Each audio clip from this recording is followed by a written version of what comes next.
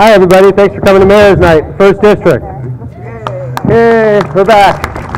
After a summer of busyness, we're back on the circuit. So, coming to the First District, we like to do the First District outdoor. Last year was the first time we did an outdoor Mayor's Night. We tried to do 2 months in a row outdoor, and we went to Hast right after the pavilion last year, and Hast didn't work out very well for us. So, this is only the second time we've been outdoor during Mayor's Night, and thank goodness it's not 110 degrees like it has been the past couple days. So, I'd like to introduce your First District Councilman, Mark Kowinski. Come on up, Councilman.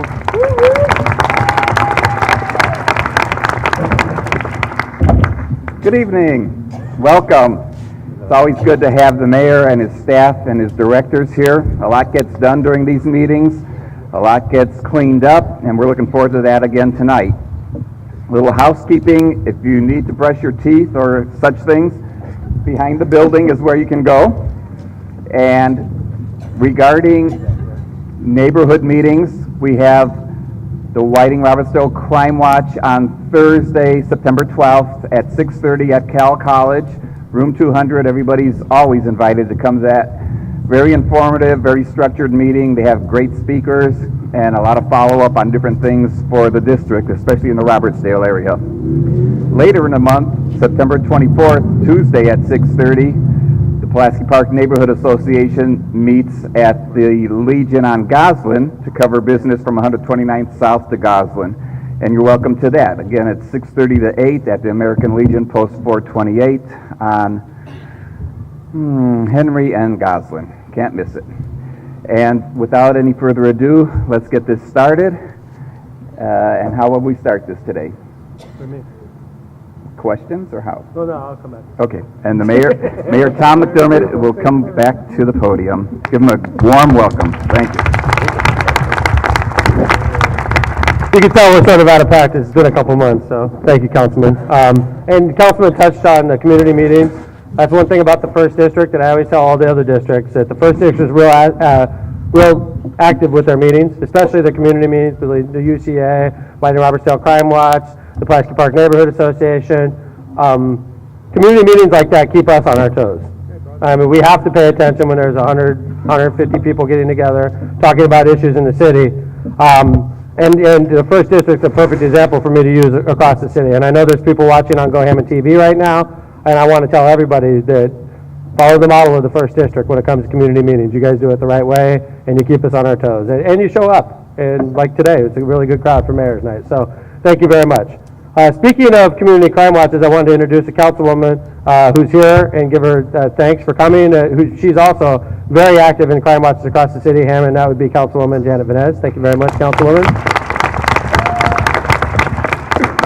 And we'll go ahead and introduce our department heads. Where's the roving mic? Oh, there's Michelle. Michelle Terchaney, Special Events Coordinator. She handed the mic off to Kevin. Kevin, go ahead and introduce yourself. Kevin Margraf, Hammond Fire Department. Ed Crusoe, Hammond and Water. Steve Fowler, Recycling. Carmen Paniagua, Hammond Housing. Africa Tarver, Economic Development. Alexis Barber, United Neighborhoods, Inc. Kurt Cook, Building. Kelly Kearney, Code Enforcement. Phil Taylor, Planning and Development. Nyland Krasinski, Port Authority. Bob Lendy, City Controller. Marty Wilgus, Hammond Sanitary. Stan Desotny, City Engineer. Ron Novak, Environmental Management. Brian Poland, City Planning. Sharon Daniels, Personnel. Leanne Munoz, College Bound. Awana Miller, Community Development. Pat Moore, Park Department. Brian Miller, Police Department. Jenny Perez, Sanitation. Norb Sanchez, Street. Scott Mitchell, Sanitary District, Sewer Maintenance. Chris Cantor, Law Department. Kevin Smith, Mayor's Office and Port Authority. Michelle Terchaney, Park Department. Michelle, you're used to seeing Michelle up on stage throwing T-shirts to you. I have bad news. We don't throw T-shirts during Mayor's Night. So anyway, these are the department heads that are going to be answering your questions. If I don't know them, they're the ones that help me run the city. Without them, I would be nothing. So, speaking of another person that helps me run the city, another councilman that just walked up, Councilman Dan Spitali. Thank you very much, Councilman. Welcome. This is being aired live on Go Hammond TV. For those of you that want to watch it again, it's archived on Go Hammond TV. So if you want to watch it over and over again, sometimes you have trouble falling asleep in the middle of the night, click on Go Hammond TV. We'll help you. Okay. Go Hammond TV got a lot of positive PR over the last couple weeks because of an event that we held in the south side of the city. I'm going to go ahead and start Mayor's Night off talking about that event, which was the Cal Ripken 12-year-old World Series that came to Hammond.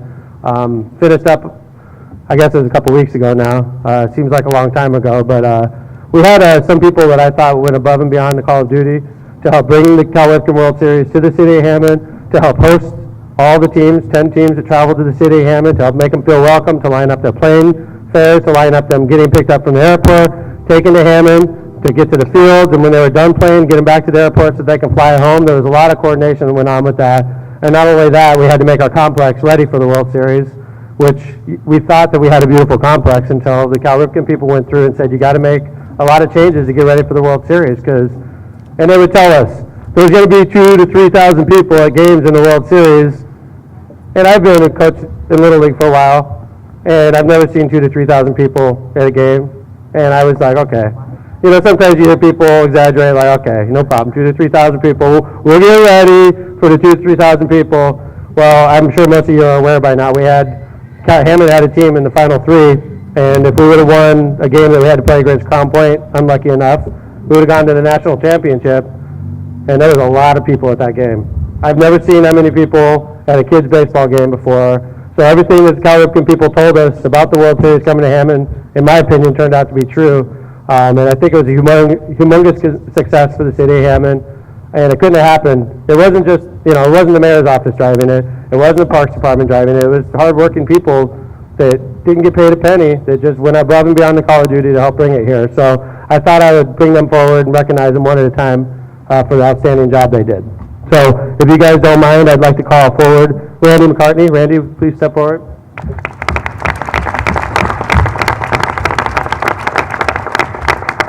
They all say pretty much the same thing, but I've known Randy for 12 years, something like that. My kids in college, and our kids played together when we were younger. Randy's been a part of the Optimist Baseball League since his youngest child, and he's now in college. Randy's still a part of the league. He has no kids there. He's just a fixture. And this is amazing to me how hard he works and how much work he does. And usually you see people working hard out there, but they usually have kids in the league. Randy's an exception to the rule. He's just a good person that makes the community better. And he does it at the Optimist Little League, and he helped bring the World Series to Hammond, and I wanted to recognize him. So if you please don't mind, the key to the CD is hereby presented to Randy McCartney in grateful appreciation for your efforts in bringing the 2013 Cal Ripken World Series to the city of Hammond, making Hammond a better place to live, work, and play. Presented this 28th day of August 2013 by Mayor Thomas McDermott. Congratulations, Randy. I'm going to bring them up one at a time, and then we're going to do a group shot. Randy's literally affected thousands of kids himself in the hard work he's done, so thank you very much, Randy. Next, I'd like to call up Deanna Brecklaw.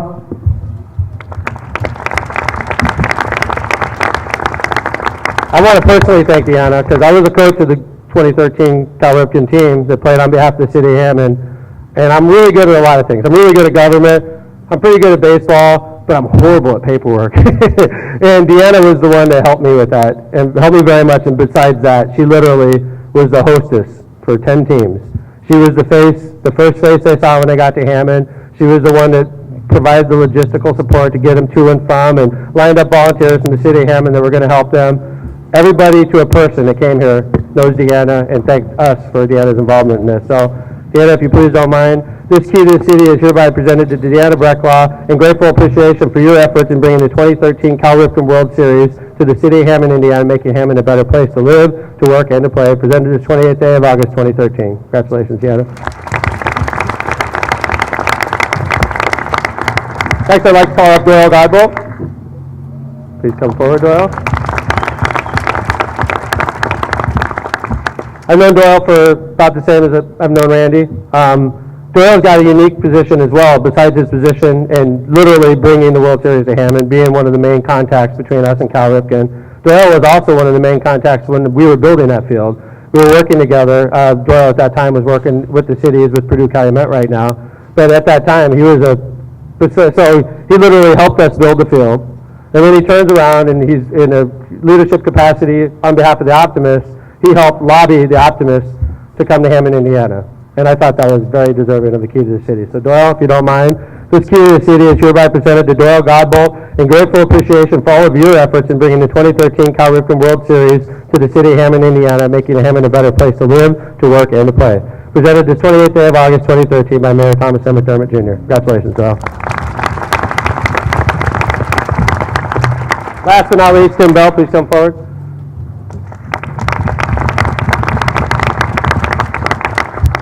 Hey, Tim. Tim is the president of the league this year. He was the main contact. One of the main reasons Cal Ripken chose Hammond was because of Tim and Doyle and Deanna and Randy. But it's a team, and he's the leader of the team out there at the Optimists. And, you know, they have a lot of great baseball leagues in the city of Hammond. It just so happens this year the World Series is located through there, and it's because of the hard work of these four people. So, Tim, this key to the city is hereby presented to you, Tim Bell, and grateful appreciation for your efforts in bringing the 2013 Cal Ripken World Series to the city of Hammond, Indiana, making Hammond a better place to live, to work, and to play. Presented this 28th day of August 2013 by Mayor Thomas M. McDermott Jr. Thank you very much, Tim. Again, I don't know how many of you got a chance to go out and witness, but I was so proud to be the mayor of Hammond during that week. And it was a lot of hard work by Hammond residents that worked very hard to make sure it came here. So one more time for all four of them, thank you very much.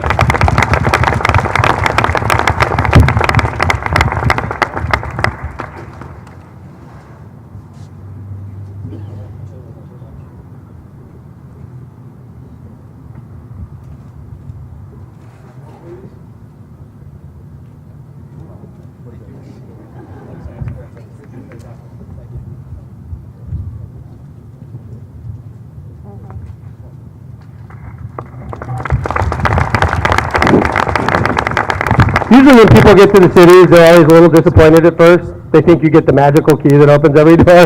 They're fake keys. I apologize. But anyway, again, thank you guys very much. It was a very special couple weeks in Hammond, Indiana.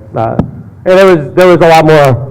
You know, there's coaches that worked hours. There's people that just raked the field for hours. There's people that just worked in the parking lots. There's people that got the fields ready. There's people that just worked in the concession stand. If it wasn't for the entire team, that would have never happened, and hopefully it happens again in Hammond real soon. So, again, one more time, thank you guys very much. All right, now it's time to get down to business. I want to remind you about Mayor's Night. It's driven by questions. Courtney's over there. Courtney, she's over there with questions in front of her. If we run out of questions, Mayor's Night usually ends. So I don't complain when we run out of questions. I just want to remind you that we go off of written questions, and it's not, you don't even have to put your name on there. We like it when you put your name on there just because we like to follow it up. So if Bonnie has a question or an issue, I know that it was Bonnie's question, and usually we would make contact with Bonnie and say, hey, Bonnie, we took care of the problem you pointed out at Mayor's Night. That's the reason it's there. If you don't feel comfortable putting your name down, that's fine too. We'll still take care of the problem. All right? For those of you that listen to the radio show, it's sort of run like the radio show. Any questions, ask. I mean, if you think I'm a jerk and you think I'm doing a bad job in the city, we'll read it off. We may not say jerk, but you get the idea. So, anyway, Michelle is the one that's going to generate this. If you have a question about the topic that's brought up, please just raise your hand. So if we're talking about the parks in Robertsdale, and you had a question about a park in Robertsdale, just raise your hand and we'll come up to you, okay? All right, let's go ahead and start, Michelle. Is anyone concerned or looking out for the animals and wildlife along the Little Calumet River? Is there anyone who is an environmentalist who is helping with making safe decisions? Great question. Okay, we're staying. All right, gotta get over here too. Gotta stand right there. I'm gonna start off and say that the work along the Little Cal is not being done by the city of Hammond, first off. And I understand people think that when they see something happen in Hammond, that it's the city doing it, but in this case, it's not the city. It's something called the Little Cal River Basin Authority. And it's an authority that's been put together just to manage the Little Cal, and it was done post-2008, after the flood. The governor at that time was Mitch Daniels. He stripped all the board members that were on there previously, appointed new board members onto there, and we have one of them. She was just confirmed, actually, Debbie Long. So they're in charge of building the levee, and for the most part, the levee's been built. They're in charge of maintaining the levee, which includes knocking trees down, you know, and things like that. Now, in the Syker part of our city, which is very close to the Optimist, there's been a lot of trees taken down. Riverside Park, there's been a lot of trees taken down. In my opinion, they're being taken down because the Army Corps is telling the Little Cal to take them down because maybe they pose some type of threat to the levee. Maybe one of them falls down, hits the levee, and compromises the levee, then we're all weaker as a result of it. So, from my experience, working with the Army Corps of Engineers, they don't ask. They don't say, what do you think about that tree being there? They say, take that tree down, take that tree down, take that tree down. They're telling, not asking. Stan, do you want to provide some backup on this? Yeah, basically what's going on out there right now is they're clearing out trees that could damage the levee, trees that could create issues in the channel, block under the bridges. They do have oversight by the DNR. DNR has watched the project and they've made comments. And in fact, they held up some of the tree cutting near state line because of the bats that actually live in those trees. So there is an agency looking out for the wildlife in the river basin. But it's kind of a trade-off. If you got trees inside the river, those are impediments to the flow. So, I know it looked pretty, but during a big storm, that first storm created a lot of issues back in the early 2000s when trees fell over and blocked the bridges and created all kind of issues. Oh, sorry. Sorry about that. Thank you very much, Stan. All right, questions about that? Stan covered it? Okay. Yes, ma'am. I'm sorry. What about the levees that are man-made built? They aren't the walls? Why are they going to be cutting inside that area? Could you talk about a specific area? Right behind Cabela's. Right behind Cabela's. Yeah, I've documented over 80 species of animals there. Okay. And 80 species of plants at least. I haven't even done the trees. Uh-huh. And I'm not an environmentalist. I'm not an expert. I have no training whatsoever in any of it. Are you talking about the levee that's east-west or the one that's the tieback levee, the north-south levee? That's the one that goes from Indianapolis all the way to Northcote. Okay, the Behind east-west. Cabela's. That's the one that's along Where the the river. Lackawanna, the Well, trail the- is, the bike trail is. Right. Yeah, that's an earthen levee. Right. So those are even more critical because if you have trees growing in the physical levee itself and they fall over, they can create openings through that levee during a big storm event. DNR is involved in that too. They've been looking at all these plans and they've been approving them or not approving them based on the effect on the wildlife. Right now, I haven't seen any birds like I used to from Northcote to Columbia. Right now, I have animals coming into my yard. I have eggs from the river. I have spotted frogs coming into my yard, which I've never had before. What's going to stop this? It's just going to continue. I think while there's activity there, you're going to have wildlife that's going to be dislocated. Like when they were building the golf course, there was wildlife moving into the neighborhood. Once it got completed, most of them ended up back in the golf course area, in the wooded areas at the back. Areas for this wildlife, but while the contractor's working out there making noise, disturbing the soil, sure, they're gonna leave that area temporarily. And, and I appreciate your question and your concern totally, right? Sometimes in government, the best thing that we could do is steer you in the right direction. We care about what you're bringing up, but in this case, I don't think you're really bringing it up to the right body. I think these questions, if they were brought up at the Little Calumet River Basin Authority meeting, they don't care. No, But- they're just worried about floods. Right, but you have to understand though that they're the ones that are doing what you're complaining of. If you're worried about the trees, it's not the city of Hammond knocking down the trees, it's them. I understand that, Right. but it is under your jurisdiction, Hammond is. Right. And the quality of life is your job of. No, I agree with you on that, And the quality of life is getting diminished by what they're doing. Well, okay, I could talk now, if we're gonna talk big picture about Woodmar Country Club / Cabela's. I have a book here with 12 months worth of me walking that trail. I got animals in here, I got all kinds of stuff, if anybody wants to look at it, that maybe can make a difference somewhere, even with the board there. I'd appreciate it. Okay. Thank you. No problem. And I want you to know that I appreciate your concern. I'm not anti-nature, but, I mean, who is, right? But what I'm saying is, in this case, the work is being done by Army Corps and by the Little Cow.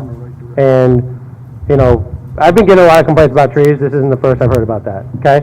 And I'm trying to steer people in the right direction, because even if I wanted to save a tree down there, if the Army Corps says it's gone, it's gone. If she has concerns, Tom, she could contact Indiana DNR. You could find their website. You can talk to people there that are involved with this project and express your concerns.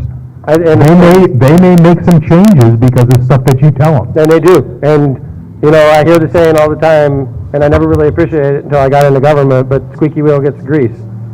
I mean, if this is something that, good. And be that person. I see it all the time, not just in situations like this. I see people that see something that they don't like, and they make sure that they're in my face as much as possible over a long period of time.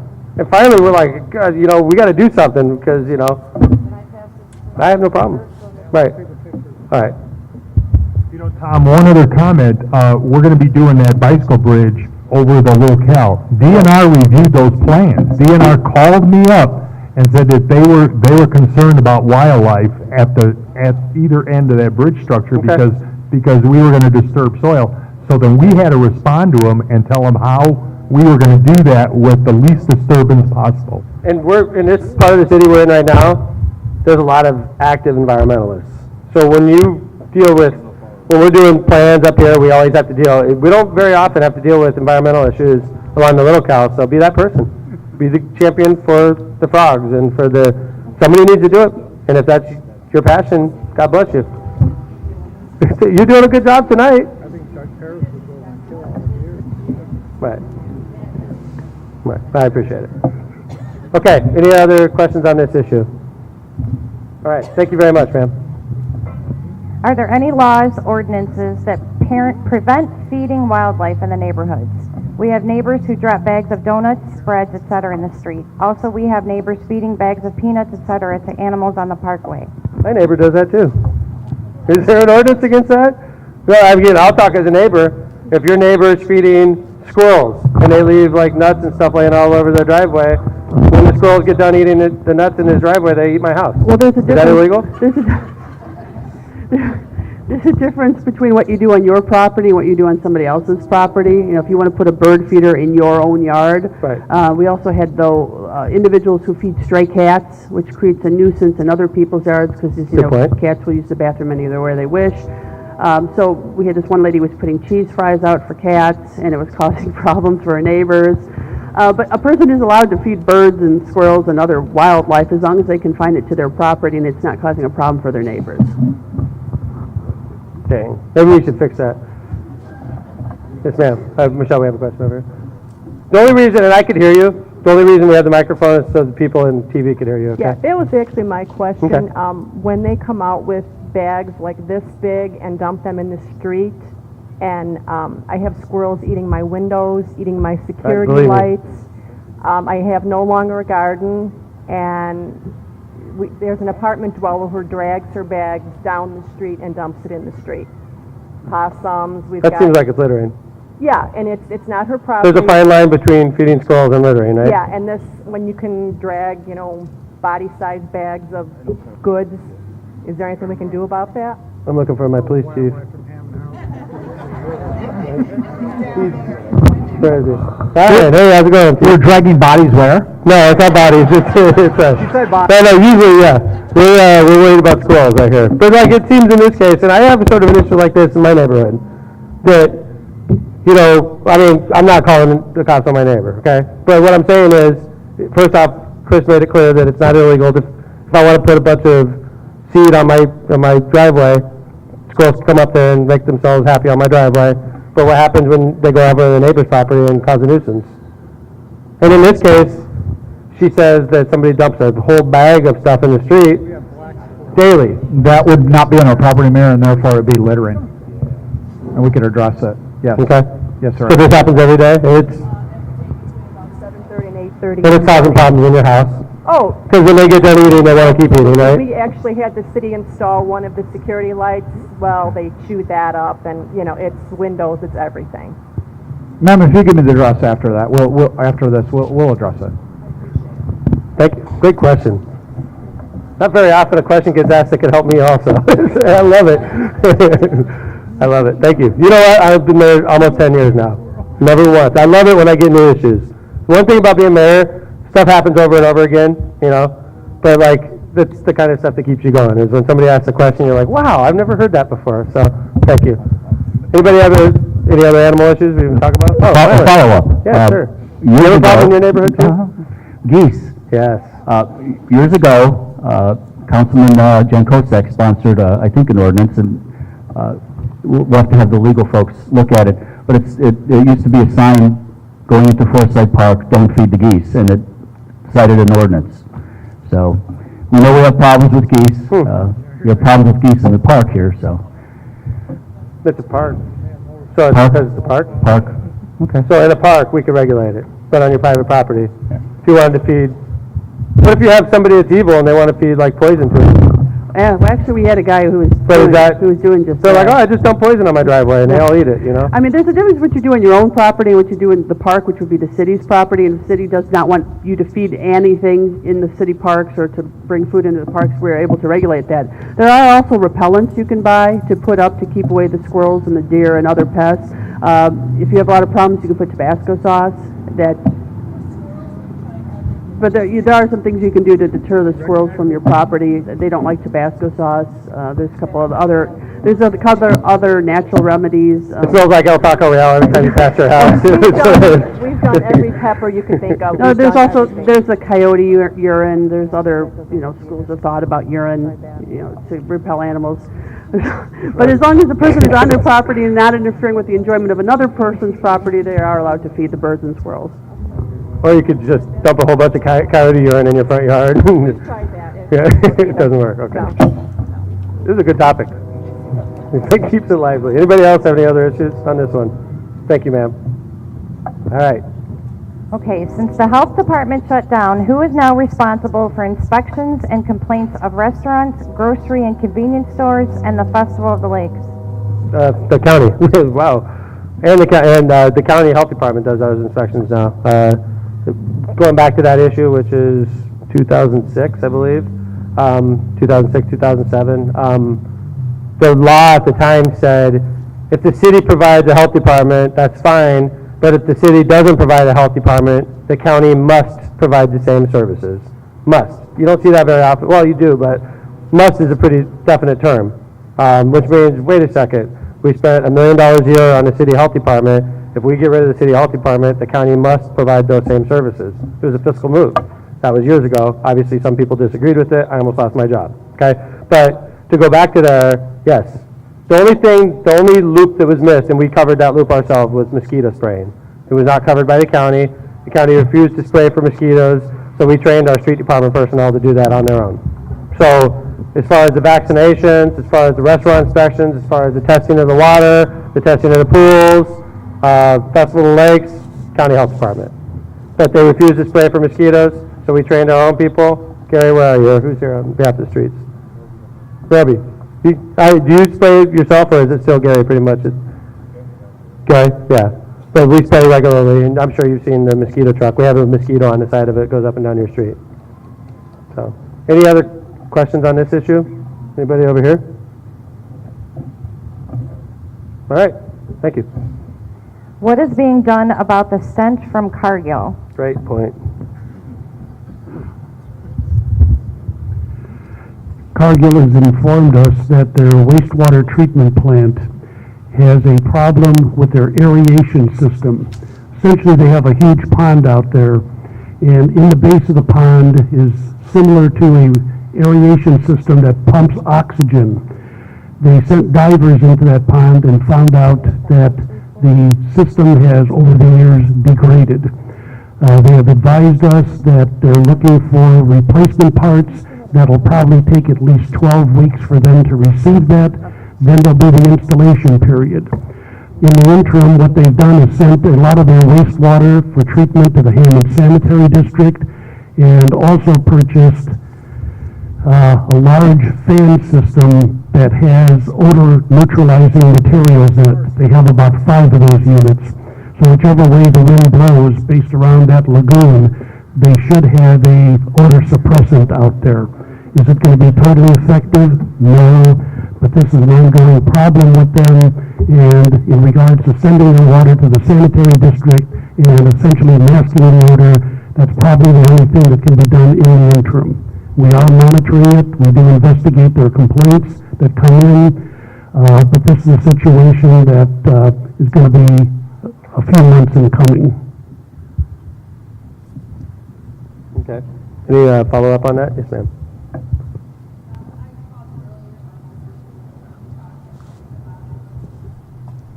Thank you. I called you earlier about this about 2 weeks ago or so, and we talked at length about it. And at that time, I asked if you could invite a representative from Cargill, and I just wondered what their response was to come here tonight to talk about this. They were informed. And they declined to come. I mean, I live on Lake, and several times with the windows open, it smelled so bad in the middle of the night that it woke me up. On the WAM ride, it was pretty bad that night. Yeah, and you know, you've got these beautiful parks and marina in the neighborhoods, Right. and we have to put up with this. And I know that none of those people, managers or whatever, live around here, and would they put up with that in their neighborhood? And I know that's not your thing to answer, but they should be answerable somehow. Prior to you even making that suggestion, for the last several years, I've invited Cargill management to have, when the wind is out of the due west, to have a cookout at Forsyth Park, where I would supply the hot dogs. I don't think they'd be leaving the park with their hot dogs. Ron is in charge of environmental, and you've talked to him already. And for the people who don't know Ron, he's been with the city for a long time. I mean, this, you know, and this is an unfortunate situation, but it sounds like it's a temporary situation. Is that true? It's temporary, and it's also weather-related. This is a temporary condition because of a mechanical breakdown. But every time there's a cold snap and or a warm event in regards to major weather going up to 100 degrees, those lagoons are not the finest tuned way to treat wastewater. I mean, treating wastewater like the Hammond Sanitary District under controlled conditions is the way to do that.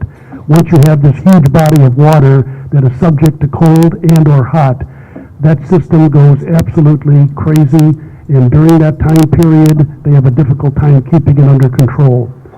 But their safety valve is really the sanitary district, and I know that they've been sending a lot of their wastewater there, and in regards to the conditions out there, that's probably the best that they can do. Any other issues on this? I know this was, we get a lot of complaints at City Hall about this issue. I mean, this is something that we've been monitoring, but, you know, it's unfortunate. I mean, yes, sir.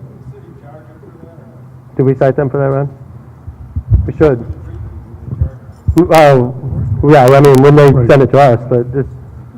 Right, they pay a premium for that, because that's usually, typically, it's a load that comes in for a short period of time, and my understanding, the terminology, and that being with the sanitary district, it's sort of a slug coming through. Speaking of the sanitary district, you're going to be reading in the paper in the next couple days some issues that are going on with the sanitary district. And I know I'm sitting in front of a bunch of Hammond residents, so I want to talk to you about it first before you read about it or watch it on TV.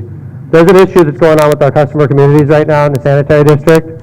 The sanitary district is owned by Hammond and Munster residents. Hammond has about 80% of the ownership, Munster has about 20%. But it's our district, Hammond and Munster, it's a partnership. It's been that way for years and years. Over the years, because of the mandates the EPA has imposed upon the Hammond Sanitary District, one being a $77 million catch basin that we're building on Columbia Avenue, have you guys seen that? It's there to prevent us from discharging dirty water into the Grand Calumet River, which has happened too much in the past.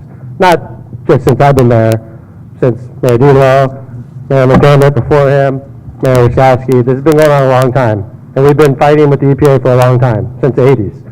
This last settlement that we negotiated for the $77 million catch basin was a 1989 consent decree. Is it 1989 consent decree? And we're finally settling it, in this case, for $77 million.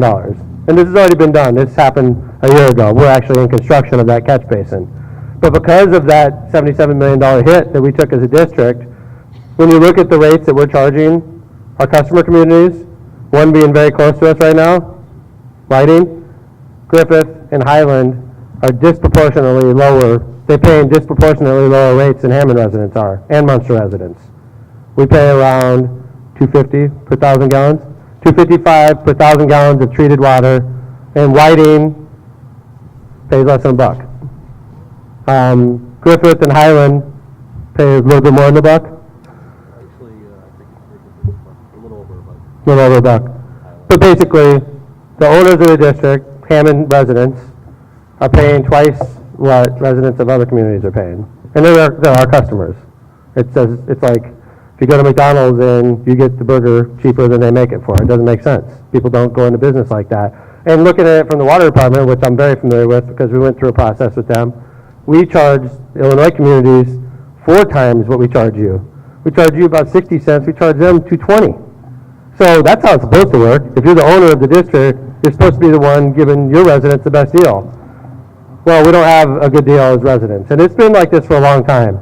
But only now, because of this big slug of $77 million that we have to pay for our new catch basin, has it become, we're really operating in the red in an alarming way at the sanitary district. And it cannot continue to operate in the red in this manner. So something needs to be done. Now, I have a couple choices. I can maintain the status quo and charge our customer communities less than $1 or barely over $1. We have to get the money from someplace, so we could charge Hammond residents and Munster residents closer to $4 per 1,000 gallons, which makes absolutely no sense. I think most of us would agree to that. Why would the owner of the district penalize themselves even more than they're already being penalized? Or we could discontinue the contracts with our customer communities, bring them back to the table and renegotiate, which is what we're doing. You're going to read about it, and there's going to be some people that are very angry that don't live in Hammond. Hammond residents should understand why we're doing what we're doing. But if I was a resident of Whiting or Highland or Griffith, and I got this letter from the mayor of Hammond, well, it's not from me, it's from Marty. Hammond Sanitary District, that's politics. No, I'm just kidding. If I got that letter, I would not be a happy camper with the Hammond Sanitary District, and I would be lashing out, and I'd probably be calling WJOB, and I'd be saying bad things, because, by the way, interesting, most of our customer communities that are paying let's say $1 to treat their wastewater, they're charging their own residents like closer to $3. So they're making money off of our wastewater. And when you look at our flood maps, you know, I remember one flood in particular that hit Hessville hard. Our connection into Hessville from Griffith is where we experience a lot of our basement backups. So you could almost make the point that we're getting flooded with other communities' water in Hammond. If there's a community that should stay dry during a storm, it should be Hammond and Munster because we own the district. But what we've done is, over the years, this hasn't happened in the last 2 years, this has been a long time. We've made contacts with other communities, and we're taking on too much water, and the water we're taking on is too cheap, and it's causing problems. It's causing us problems, capacity problems. It's causing problems because we get overloaded and we start spilling into the Grand Calumet River, and the Grand Calumet River goes into Lake Michigan, and we're polluting Lake Michigan. It's not just Hammond, it's Gary, it's East Chicago, it's Michigan City. We're all dealing with EPA on these issues. But we sent out a letter 2 days ago. I'm sure the letters have found their way home to city halls by now. And I guarantee you the mayors that get those letters aren't happy with Hammond Sanitary District and me. But I want you to know why we're doing it. We're doing it for you. We're doing it for Hammond residents and Munster residents. And I need you to keep that in mind. Thank you. We're doing it for you. We have to do this for fiscal reasons. We can't keep operating in the red. And if we are going to fix it, we're not going to fix it on your back. We own the district. So when you read about it, it's a complicated issue. It's taken a long time for me as mayor to understand the district as well as I do now. It was like that in water. It's very complicated. But once you understand it, it just didn't pass the smell test. And I had a lot of people and a lot of lawyers researching this issue. And we're doing the right thing for Hammond and Munster residents. And it's nice that Munster's along for the ride with us on this one, because they're getting equally, I don't want to say the word I was going to say, penalized. Penalized, that's the word. They're getting penalized like we are. And it's not fair. If you own the district, you should get a better rate. But we're not even looking for that. Right now, we want everybody to pay the same. Griffith, Highland, Whiting, Hammond, and Munster. If we all paid the same rate, we would have plenty of money in the district, and we could operate it, and we could use that catch basin so that we're not preventing, we're not discharging into Grand Cal, harming the environment anymore. So you're going to read about that. If it's not in tomorrow's paper, it'll only be in the day after tomorrow's paper.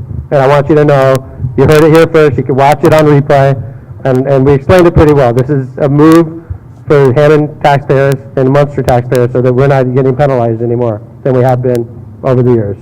By the way, even after the $77 million hit, and even after the increased rates that we have to pay because of that, we're still one of the lowest charged sanitary districts in the state of Indiana at this point.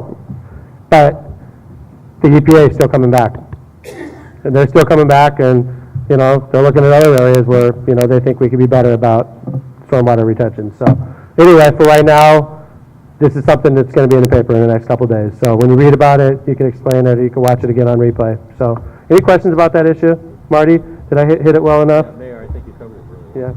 Yeah. Stan's the chairman of the board in the sanitary district. Stan, you want to add anything to that? No, I think you covered all the points. Okay. One thing maybe I'd like Oh, to yeah, say. please.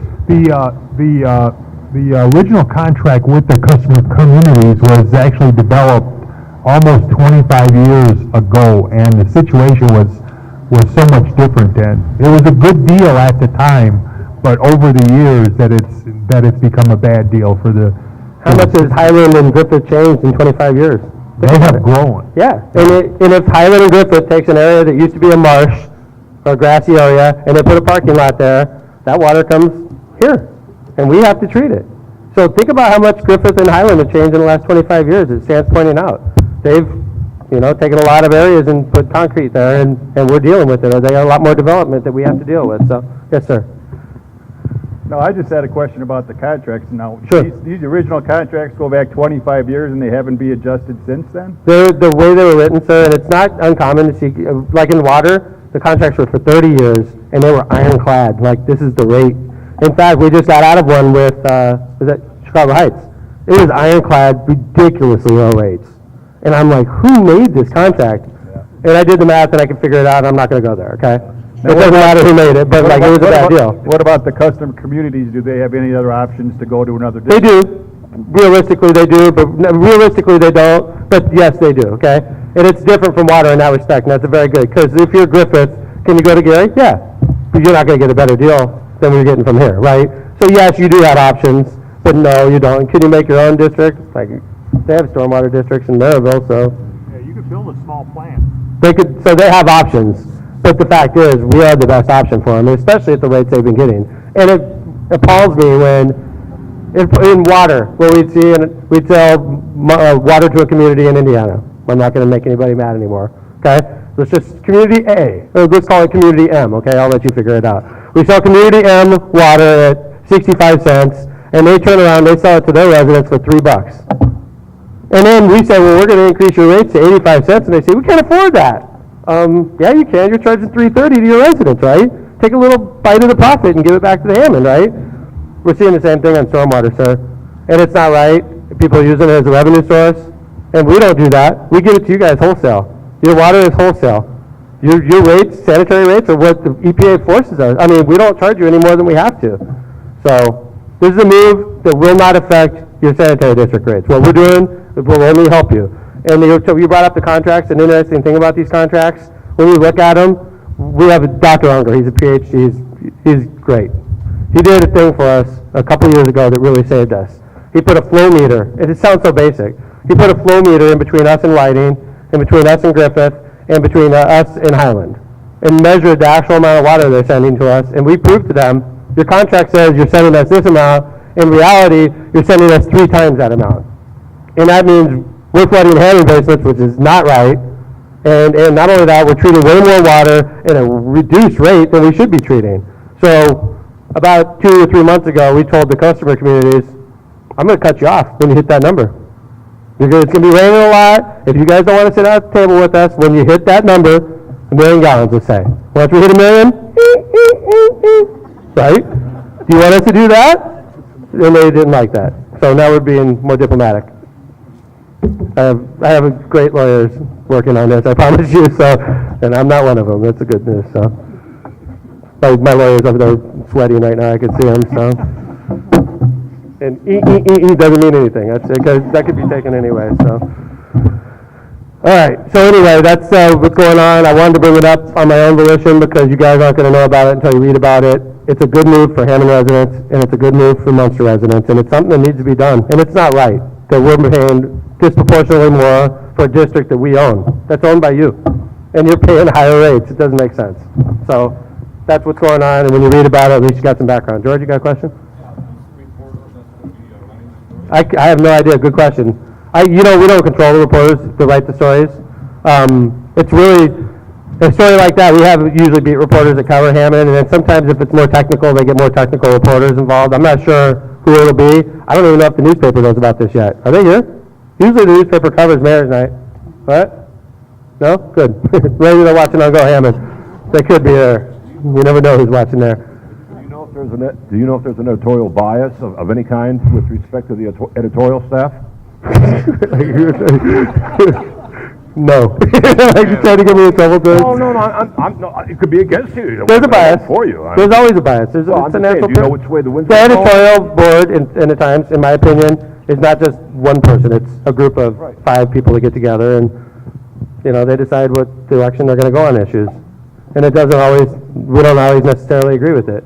Like, if you remember correctly, when the Klein Avenue Bridge first shut down, there was great pressure on all of us to get in line and just go along with it. I was one of the squeaky wheels that said, no way, this is ridiculous. The Times editorialized in favor of closing it down.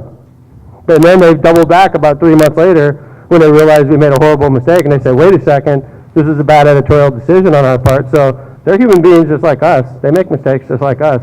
Well, mistakes are one thing. I'm just trying to get a handle. I just thought you might know. I'm not trying to put you on the spot. No, it's because fine. when I read accounts, having been in the profession for a long time, and especially the Times, I don't trust what I read. So I'm trying to figure out if you could maybe, who interviewed you, this type of thing. No, well, we haven't gotten to that point yet, George. It will, because somebody's going to get that letter, and they're going to get mad, and they're going to drop it on a reporter, and the reporter's going to run the story. And it's going to go down probably tomorrow.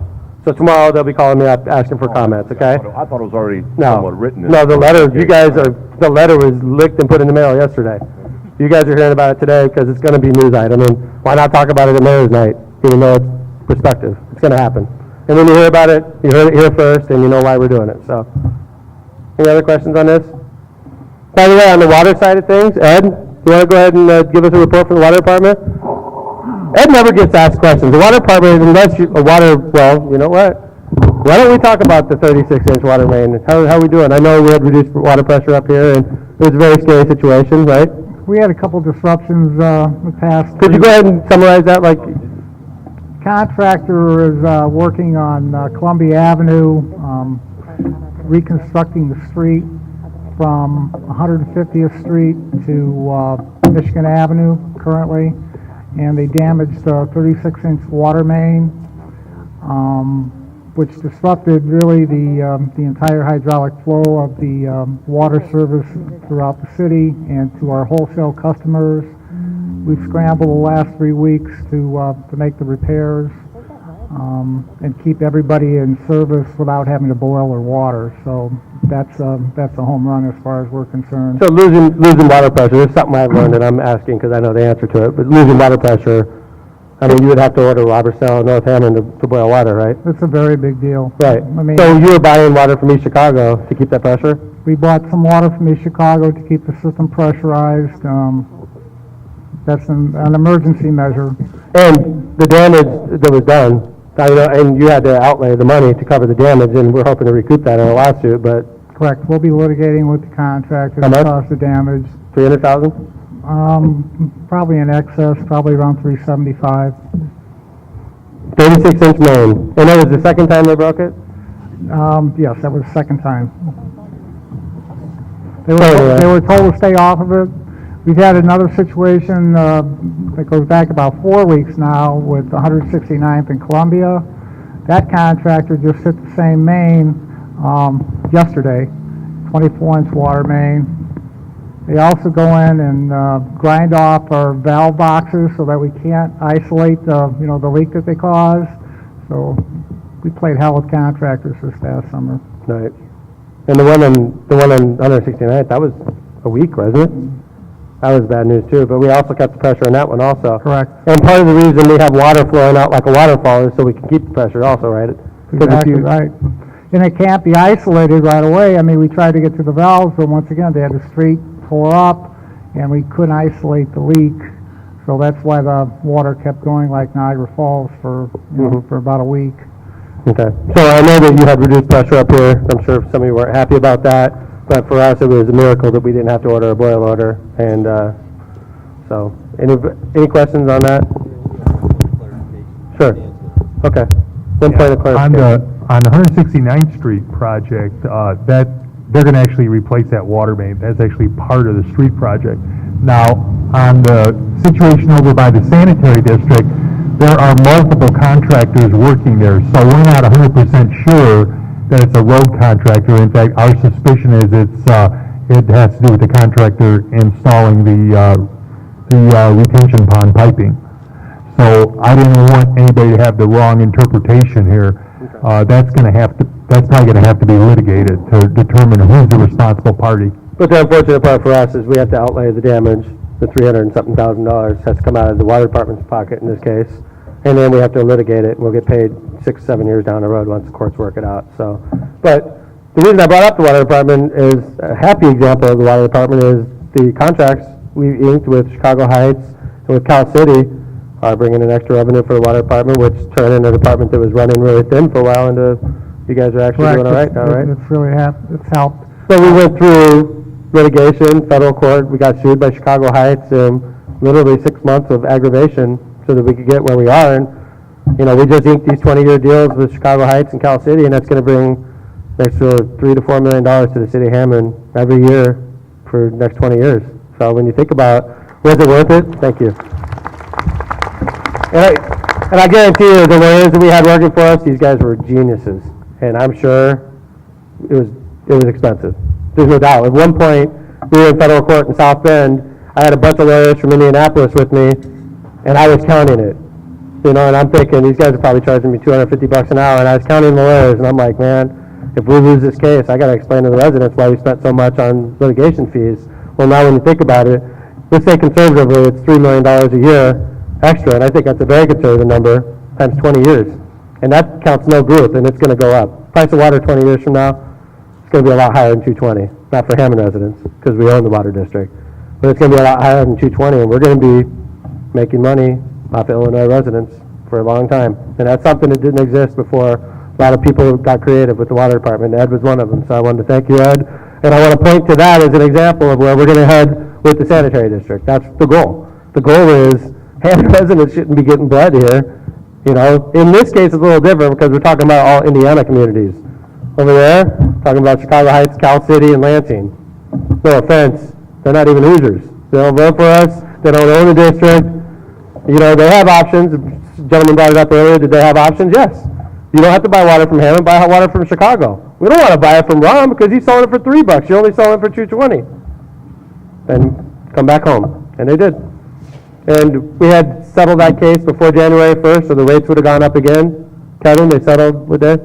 December 31st, was it, or 28th? So, like, we settled it right before the end of the year, which was nice. So, and, you know, we got good plans for that money, but one of the plans is help us get back to a balanced budget, which is our goal. So, anyway, I wanted to bring that up, and I appreciate Ed doing that. And I know the guys, you know, Chuck Petruka, a lot of the guys from the water department worked long, long hours to make sure we didn't lose pressure in the system. And Crazy month. we'd still be dealing with that problem right now had we lost pressure in the system. Is that safe to say? Exactly. Sure. So, anyway, anybody have any questions about the water department? Well, Ed's got the microphone. Yes, sir.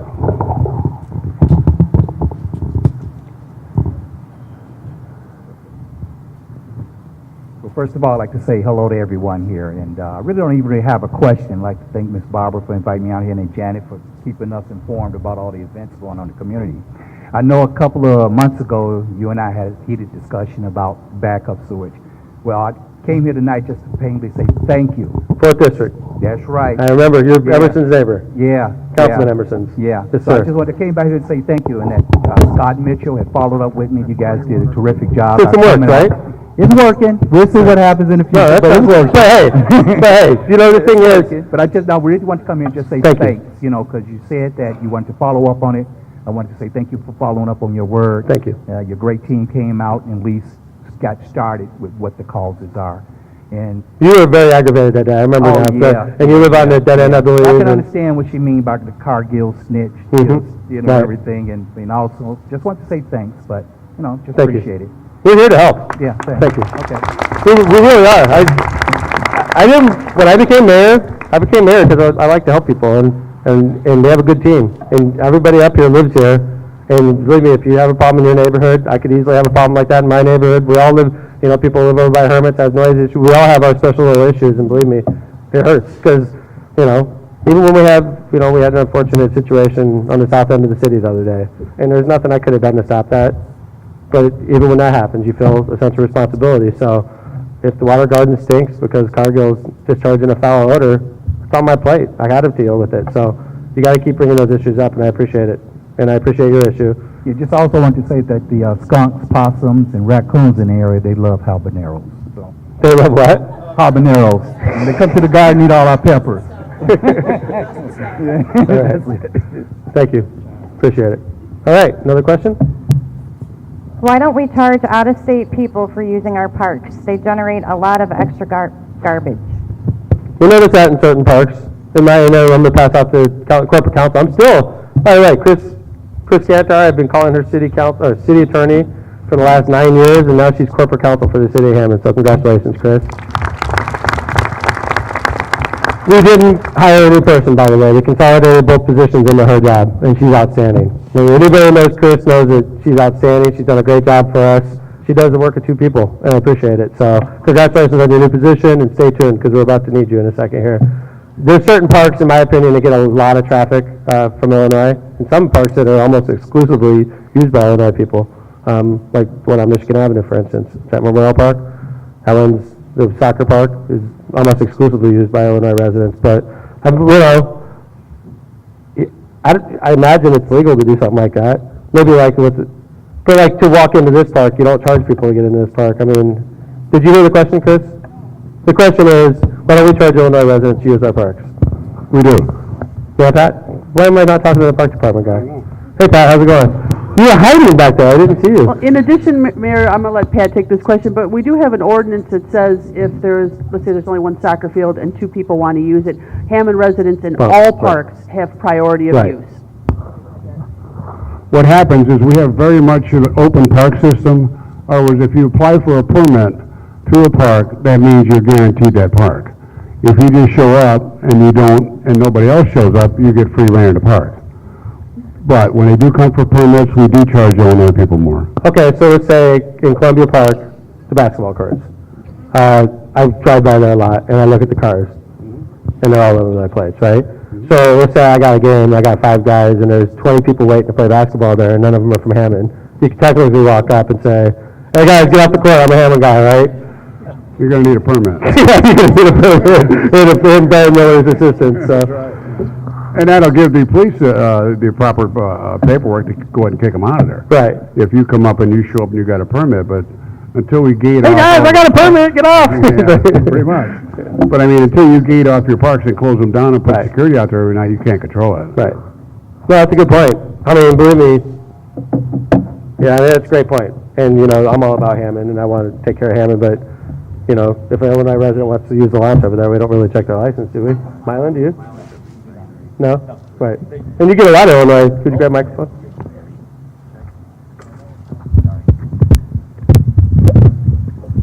We used to charge at one time, and then all the construction that was going on, the board made the decision that we would not charge anyone to launch at Wolf Lake. To use the shelters, you have to, and to use a lot of our facilities, you have to. We charge Hammond residents a certain rate, and then non-Hammond residents another rate. But usually, like, if I came over on a Tuesday and I went over there and used that, you would launch, go ahead. Right. And we invite people to use the parks, the playgrounds, the ball fields. I mean, that's all part of what I think a park should be used for. Bring people here. Bring people to Hammond. Any follow-ups on that? Hey, Bonnie. I have a few questions about that. You charge out-of-town cars when they come and have big parties here? You said, did you say that? If they're using the shelter, and like Pat said, if they're getting a permit, then we charge them, How much? About? Joe, here. Out of state, Joe said $200 for the shelter. Oh, The state- okay. Okay, so all that extra garbage they're That they're generating, creating, they're paying that we have for to it. take and That- put in a dumpster, or the parks department picks up with the That's with their what I garbage wanted truck, to know. yes. Okay, Yep. thank you. Sure. None. Hey, I wanted to recognize Councilman Robert Markovich. Thank you very much, Councilman. I didn't see you back there. He's like lounging in the back of the golf cart, so. Okay. Questions? All right, let's go ahead and do the next one. Any information on a dog park? Good question. Phil Talon, grab the microphone, please.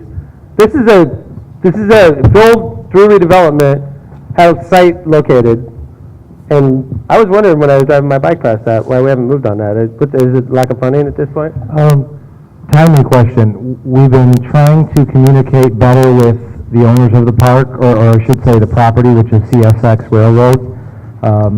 They have a lot of rules when it comes to selling property, and as of right now, CSX is having their attorneys... Could you talk about where the property is located? I know it's not near where we are right now, but... Sure. The property is located at 173rd and Lyman. Used to be a concrete slab there that was used for loading, unloading many years ago by the railroad. Last year, we removed the concrete slab. We performed the demolition and we leaned the property. And then we contacted CSX and let them know that we're interested in purchasing the property. And I spoke to them probably about 30 days ago.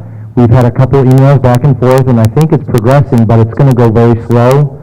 And I don't know if we could expect anything in the very near future, but we're trying to work on it and trying to get the first dog park in the city of Hammond. In my opinion, if the dog park, when the dog park happens, first off, I'm a huge dog person. I love dogs. I think dog parks are great. And I would love to see what happened in this neck of the woods, and that's a challenge I want to issue. I think we've talked about Amico Park as possibly being one of those locations. I'm very open-minded to that. If it's going to happen, though, I think it's going to happen down south first. But Pat, you and I have had that conversation ourselves, right? Yes, we have. I actually met with the Whiting Park Department on that, and we were going to do a co-op together at Amico Park on the dog park. Trust me, I could build one hell of a dog park. I mean, what does that mean? I could build one. What do you need to put in a dog park? You give me the money and I'll build it. It's like a little dog skyscraper to climb on. We'll make it a country club, you know. The dogs don't vote for me, so.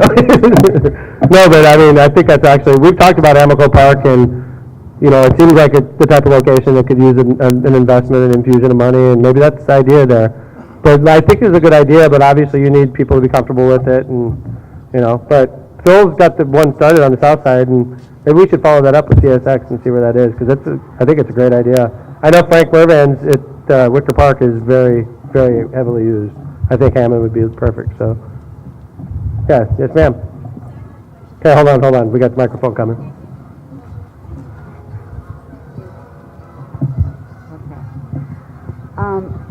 I've lived here for 52 years. I wasn't raised in Hammond or anything, but my children were.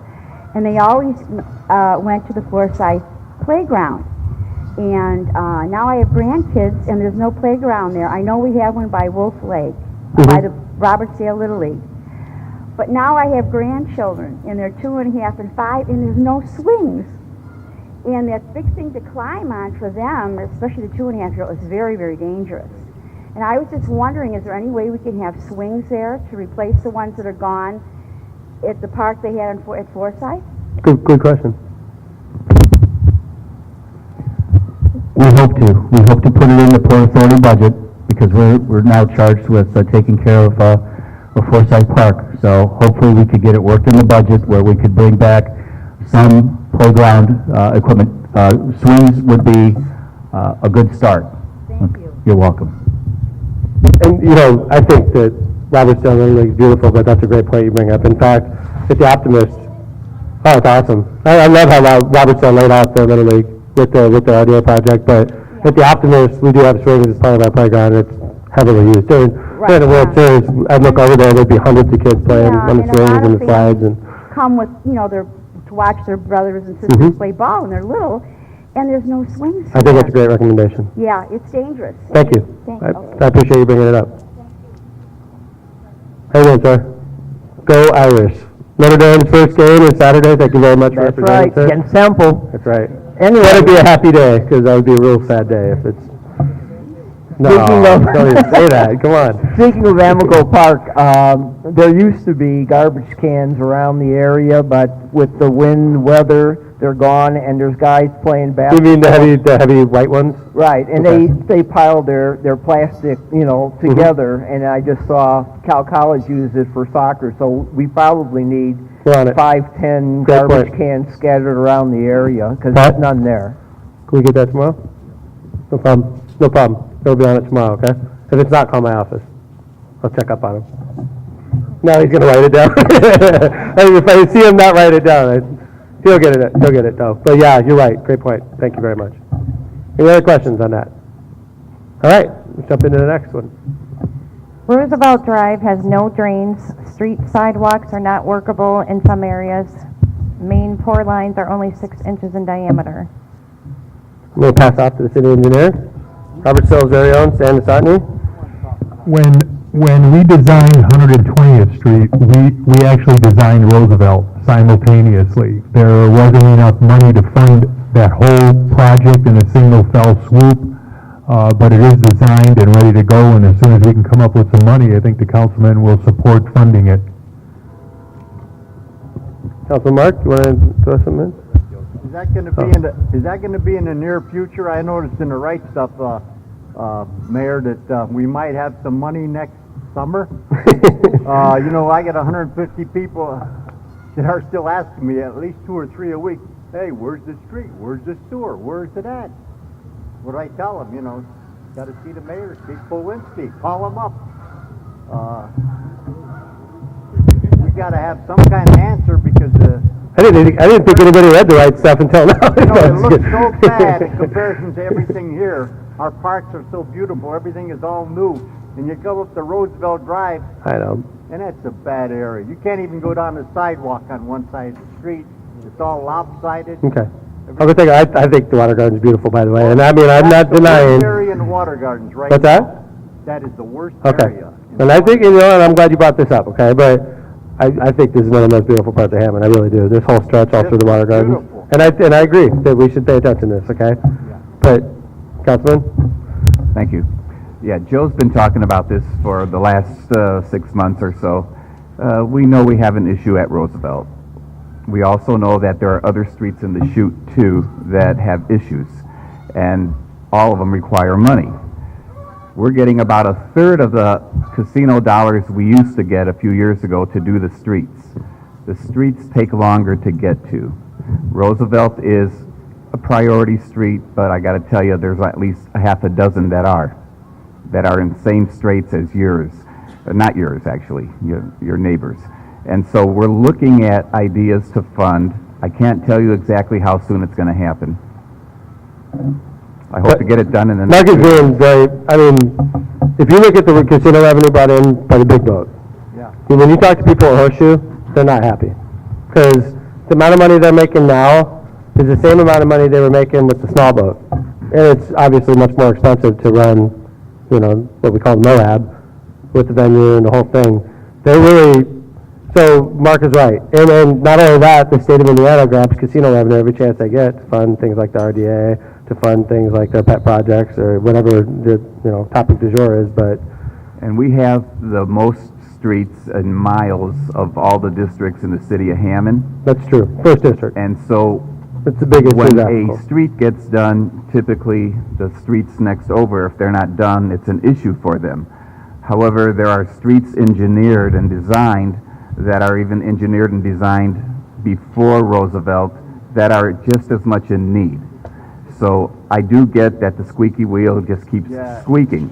However, I have squeaky wheels all over around me in Robertsdale and in North Hammond. So I'm being honest with you, Joe. It's going to be a few years. Well, Mark, a few years. Wow. Yeah. We only got a 6-inch sewer line.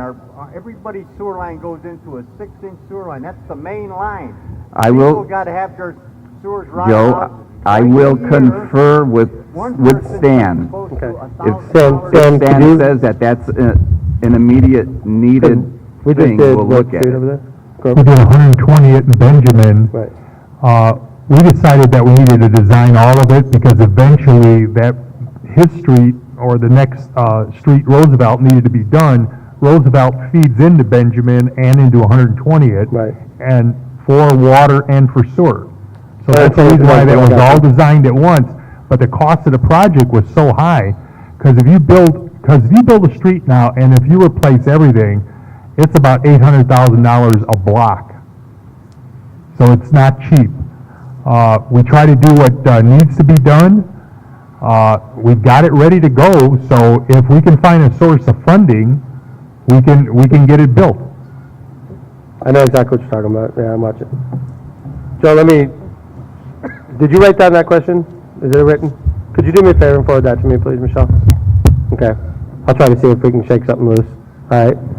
I mean, we'll try our best. What Councilman's telling you is true, sir. I mean, each block we do is $1 million. And quite frankly, if Councilman Mark gets $2 million of free revenue on a year, he's a lucky camper.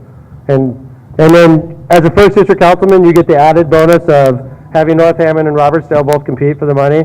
So Councilman Mark, it's no secret, he's from North Hammond. If he does anything in Robertsdale, I imagine when he goes home, they say, you know what, Councilman, you're sitting here taking care of Robertsdale, you're not even taking care of your own backyard. And then if he has the audacity to do a lot of streets in North Hammond, he takes the risk of alienating Robertsdale. They do enough in North Hammond. We need something Yeah, done over but here. you know what, sir? I appreciate that, and I'm sure you feel that way, but I tell you, and quite frankly, in my opinion, and I live in the Fifth, okay, I hear all the time, man, it's nice what you did up in Robertsdale, but I wish you'd throw a bone over here. Hear that all the time, sir, across the city. So I hear it times 6.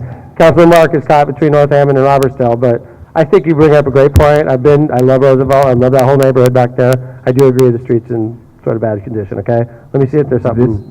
This year, Joe, there's about 900, casino dollars, about 900,000 spent in Robertsdale and about 60,000 in North Hammond. He's going to lose votes in North Hammond if he keeps talking, so. Okay, Joe, I appreciate it. I promise you I will look up this. Maybe there's something we're not looking at we could do and try to help the councilman. I know. People that want to sue the city of Hammond, and I told them, don't do it. They you. want to sue the city because they're paying upwards in the $900 to $1,000 a year for sewers, and they're finding out the sewers are only 6 inches, and the next door neighbor that got to rot his sewer out twice a year, the sewers are too small, they're not taking Okay. the sewerage. All right. It's a big problem. I promise you I'll follow it up myself, okay, Joe? Thank you very much, sir. Whew. Mayor's Night's great. Just kidding. No, I love Mayor's Night. I mean, if it wasn't for Mayor's Night, I would never get to talk to guys like Joe and hear specifically the problem. I mean, that's why we do it. And talked to this gentleman a couple months ago, when we were talking to that gentleman about the problem he had at his house. We were out there the next day trying to figure out what to do. So I promise you we'll follow this up, Joe, okay? All right, thank you. All right. Are there any plans to finish off the 3,900 and 4,000 blocks of Wabash Avenue? North Hammond. That would be my question. You never do anything for North Hammond, That's Councilman. right. We started Wabash when we were walking for the last election. What was that, 2.5 years ago? Yes, sir.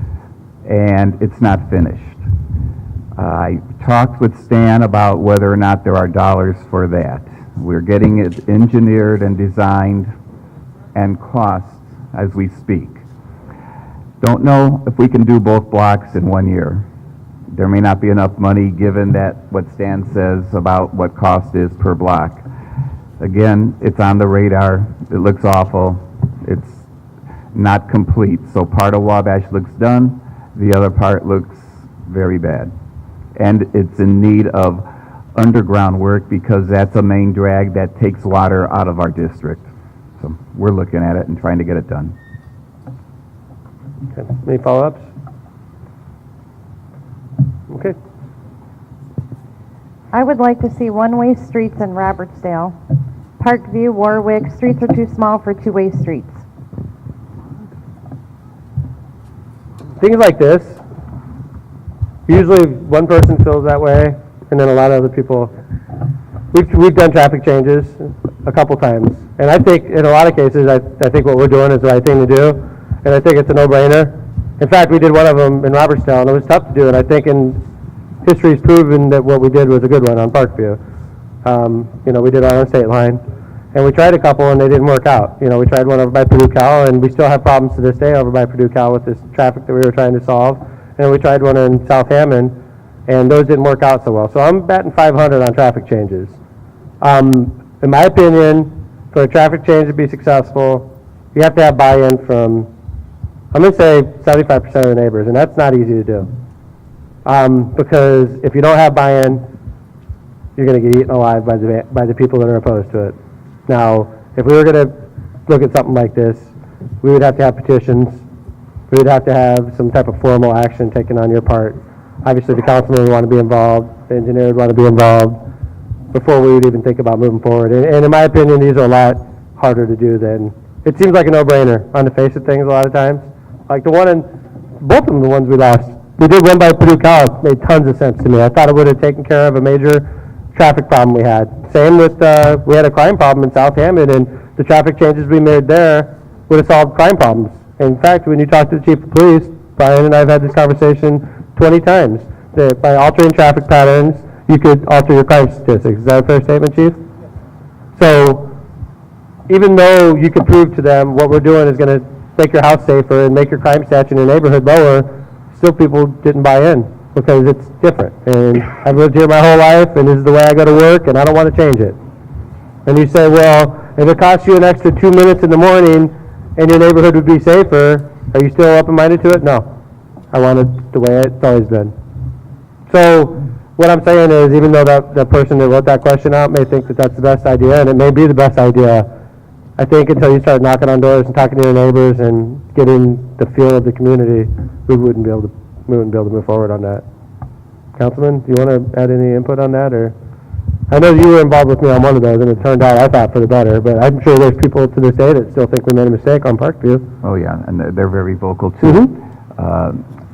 But I agree with you that you have to get consensus before you do it, and you have to get the majority of people to agree on paper to make it so, because the moment it gets done, if the majority of people aren't in favor of it, it's a bad decision, and it gets turned around, and then you get everybody angry at you all over again. It's got to be something done and planned out before you actually implement it. Discussed and analyzed and changed, and it's got to be very the traffic, the one in South Hammond that we did, I sort of lost my stomach for doing these types of things because they're not easy.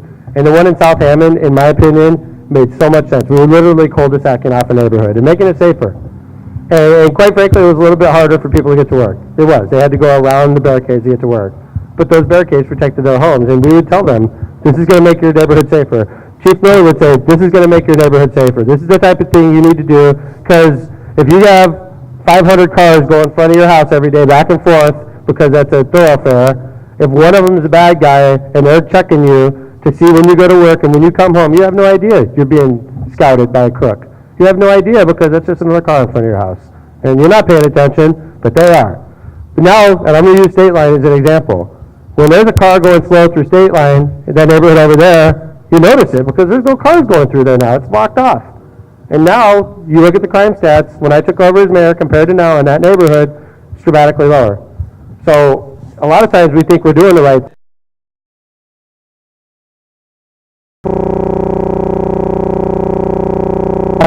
I wrote this question out that this is a lot harder to do than you would think. A lot harder to do, because even though you may be convinced this is the right thing to do, your neighbors may not feel the same way. So, is there any follow-up on that question? Okay, anybody want to add anything over here? All right, let's go ahead and move on. When are the 2-hour parking signs going back up on the 5300 block of Holman? 2-hour parking signs on the 5300 block of Holman.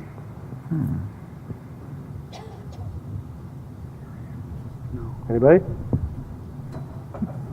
5300 block of Holman, is that towards downtown? I imagine, yeah.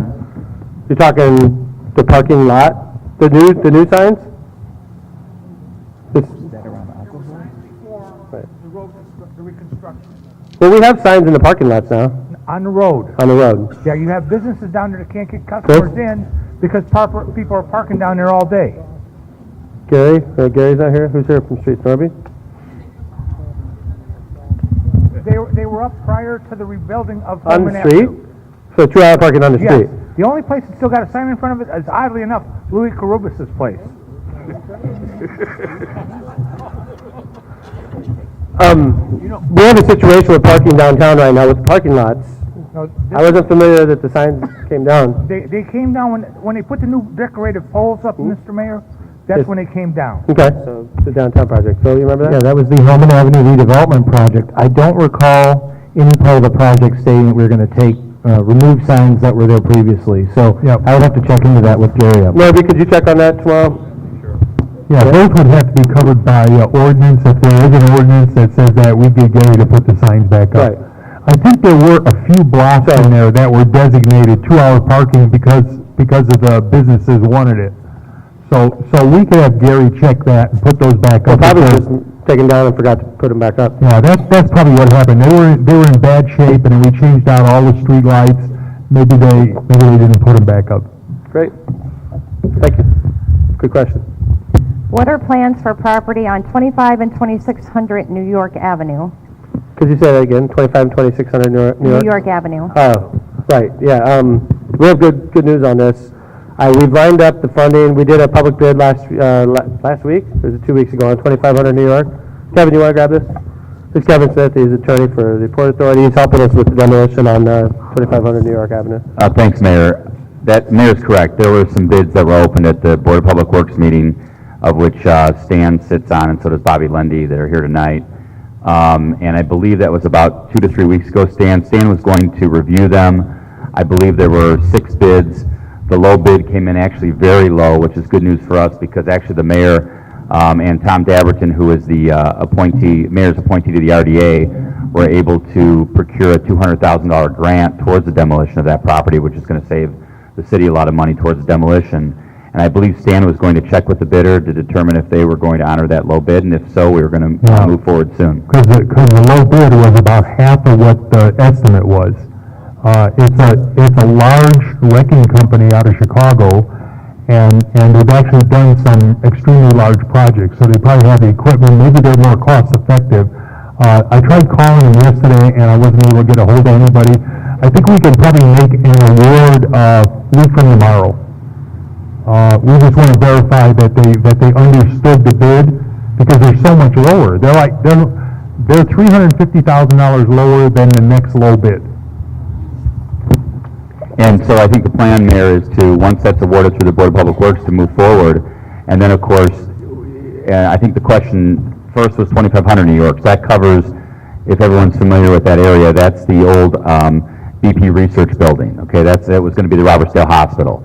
And through Chris Cantar's efforts and the building commissioner and the mayor's office and the Board of Public Works efforts, we mandated that they either made some progress by January of this year, or the city was going to move forward with demolition.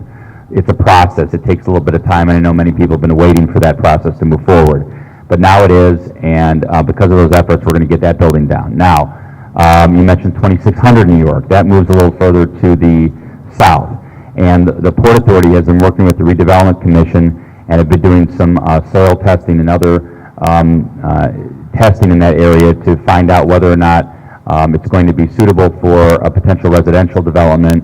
And the plan there is that once that testing's done, to then go to RFP through the Redevelopment Commission, and hopefully a developer will purchase that whole area and then move forward with some single-family homes in that area. Not very often in the city of Hammond you could buy a house that's on a golf course. We used to have Woodmar Country Club, and you had a house on a golf course with a fence between you, but you'd literally be sitting on the Lost Marsh, which, based on my golf game, may not be the best place to live. I fired a golf ball right there the other day, and I was thinking, wow, if there was a house there, I would have just hit it. So, but it's definitely better than what's there right now. We hoped that hospital project would go through. We were with it for a long time. The economy sunk. We stuck with it, hoping it would come through, and it just fell apart. And it's unfortunate. I can tell you that the doctor spent an obscene amount of money on that building, and the paperwork and the legalities required to turn it into a hospital. So as much as it was bad that you had to live with the sight of an empty shell of a building for the past 4 years, those doctors are out. It's got to be in the millions, how much they spent. you know, they already, one of the reasons that building's so cheap is a lot of the work's already been done. Is that a true statement, Stan? I mean, it's literally an empty shell, right? It's been abated, it's been... All the environmental stuff is all done. Right. They've taken all the asbestos. It's literally like a big shell. It's a large concrete building and... With no floors and no walls, right? Yeah, well, I think there's floors in there, but there's no internal walls. It's just huge, large areas. I think this contractor specializes in concrete demolition. So basically, that's what that building is. The thing's like a big bomb shelter. Right. So, any other questions on 2500 New York Avenue? Okay. I noticed that as it gets colder and colder, the questions are getting quicker and quicker, so. When is the completion of the bike trail around Wolf Lake? Good question. That's going, I mean, the question is, the bike trail is going to be extended, and I'm going to pass the Mylan on this, but basically, you know that the bike trail takes us all the way around Wolf Lake right now, through parts that we've never been able to access before because of the private property interests. Once you get to the trailhead off of 129th over there, you come up on 129th, you head north, and then it sort of dead ends right at Wolf Lake. Eventually, along the high tension lines that go through Wolf Lake, we're going to have a boardwalk that takes you through Wolf Lake and connects you with the north shore of Wolf Lake. Myron, when's that going to happen? The entire trail to 112th Street will be done by Thanksgiving. So it's going to happen in the winter. It's going to happen this fall. Yes. Yep. I want to point out to you, this is all part of the original grant that we received from the Regional Development Authority. So this is actually sort of the coup de grace. You're going to be able to take a bike trail through Wolf Lake, which is, everything that's ever gone through Wolf Lake is cars on the toll road and a high tension line. So why not use the right-of-way below the high tension lines? We've been working really well with NIPSCO, yes, we have. which is nice, because I'm usually in litigation with them. But now we're working with them on some right-of-ways below high tension lines. In fact, Stan just informed me, we have a bike trail that's going from Columbia to Sheffield underneath NIPSCO's high tension lines, right? Yeah, that's already been awarded. Walsh and Kelly's a contractor. They're going to be starting on it within the next week or so. It'll be an isolated segment for a short period of time. We got a federal grant for it. It's 80% federal and only 20% local. Also, a segment of the Wolf Lake Trail that's going to connect to the Forest Preserve over in Illinois, and it's going to connect to the lakefront over at the Hammond Marina. That's going to go to construction yet this year, but it probably won't get done this year. There's some complicated features there that have to be installed, but that's another federally funded project. It's going to run next to the canal over there from Wolf Lake Park, northeasterly over to Indianapolis Boulevard, right along the parking lot over by Lever Brothers. Then it's going to run right along Indianapolis Boulevard over to Casino Center Drive and tie in with the sidewalk, and then go through the fence over at Casino Center Drive, tie in with a segment of trail by the Walmart, and eventually connecting to Illinois. So those will both be going within the next weeks and months. Hammond's, in the last few years, we've turned into a real aggressive community with the bike trail. You know, we've done a great job in the parks, you know, and we've done a lot all around the city of Hammond, obviously in this part of the city. I don't have to tell you what we've done because it's obvious up here. But one of the things that's really important to me is if we're going to have bike trails, and we have great bike trails, but the thing is they're bisected by major streets, where I have a 12-year-old son, and I wouldn't want my 12-year-old son to go across 165th on the bike trail at 5 o'clock in the afternoon. He'd get killed. So we're talking about how do we get it so that your son or daughter or you yourself could jump on one of these bike trails and travel across the city of Hammond without worrying about being killed by a semi. And then getting over those dangerous streets and getting under those dangerous streets, or going across Wolf Lake like you've never been able to do before, or go down south to parts of Wolf Lake you've never been able to access. That's what we're working on right now. And a lot of it's happening right up here in the Port Authority's jurisdiction. This is where the heart is. In fact, we just did the WAM ride a few weeks ago. Last year the WAM ride had over 700 riders. This year we did over 900, and it's amazing. And it's cooperation with the police department in Highland, Highland and Munster, and you know the sheriff was helping us, and the trustee was helping us. There's a lot of people work together to make that successful. So, but anyway, long-winded answer to your question is it's going to happen this year, very soon. So, any questions on that? All right, yeah. The stretch from the Unilever parking lot over to where the casino sign is. Right. How is that gonna fit in there? Great question. It's gonna go through the parking lot. We were getting it right away. I know, but from that point, when you hit the When you boulevard. get the boulevard, it's like it'll be like a less than a 1 block jog along Indianapolis Boulevard to get to the bridge that goes over. If you look at where the culvert structure is over by Lever Brothers, the state widened it for us so that we could fit the trail in there. And then when we cross the tracks, we have to move a switch. That's the reason why that project's probably not going to get finished this year, but it'll be finished early next spring, because there's some complicating factors there. But it'll be off of Indianapolis Boulevard. We've already got the right-of-way through there, clear. Are they gonna move the fence for the Unilever fence there that's right next to the sidewalk? Along the boulevard? Is that gonna go back? Because all you have is the width of the sidewalk and you've got, Well, we're coming through the parking lot though. so- Right, we're coming along the channel. Along the channel. We're gonna move that fence. That gets moved in, we You know, how purchased you have to land. go around now. You get up to the Unilever parking lot, and you sort of have to jog around. actually, I'm sorry, I meant the Cargill part, the Cargill, The Cargill fence is getting moved. Oh, okay, that Yeah. answers it. Thank you. This is part of my bike route when I go north, and I go through the park, and I go up, and I go over the Horseshoe Bridge and everything, and that stretch between Parkview on the boulevard to the Horseshoe is scary.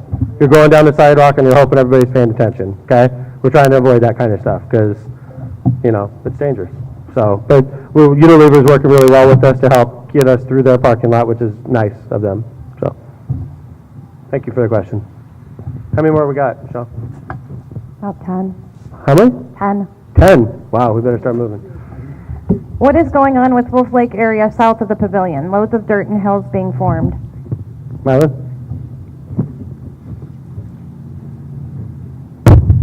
Well, we're lucky enough to be getting the dirt from the sanitary district project. We're saving over $2 million of soil coming in, and basically we're extending Wolf Lake Park to the south.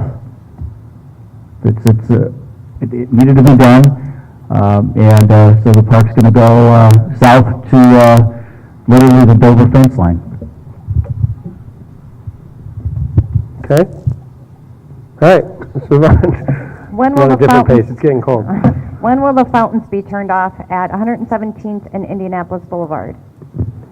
Is that you, Councilman? Yeah. That's funded through the UCA neighborhood group, and they're waiting for a couple contractors to come back and do some things from what I was told just a few days ago. So we're still, I think, a couple weeks away, because there's at least 2 contractors that have to come back, maybe a third.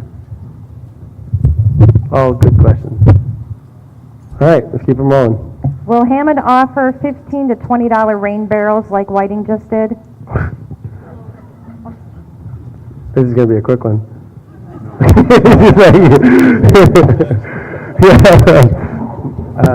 No plans at this time. Not opposed to it, maybe one of the reasons Whiting's doing that is because the rates are about to go up, but no. I mean, at this point, I'm not opposed to them, though. In fact, some communities, I go down to IU Bloomington a lot because my kids go to school there, and that's a big thing down at IU Bloomington.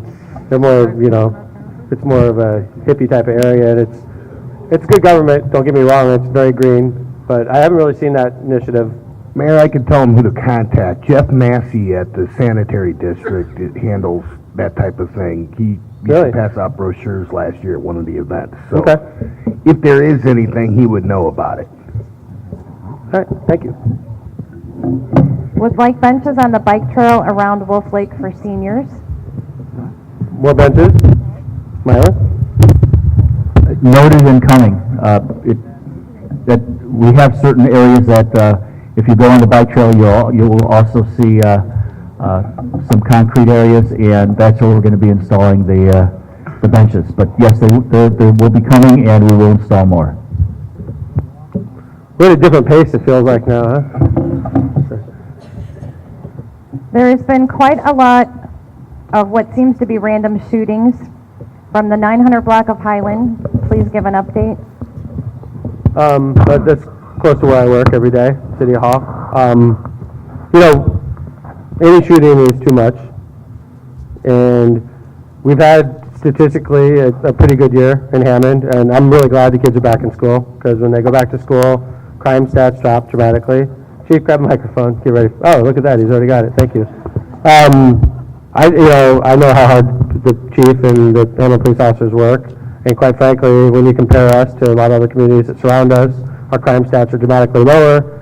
However, I'm sure that if you've been affected by one of these crimes, you don't want to hear it. Chief Miller, I'm sure you heard the question, but Yes, this one's focusing on around City Hall. Yes, sir, we believe the one shooter from Highland Street we have in custody on a federal gun charge. Is that on the north side of the park?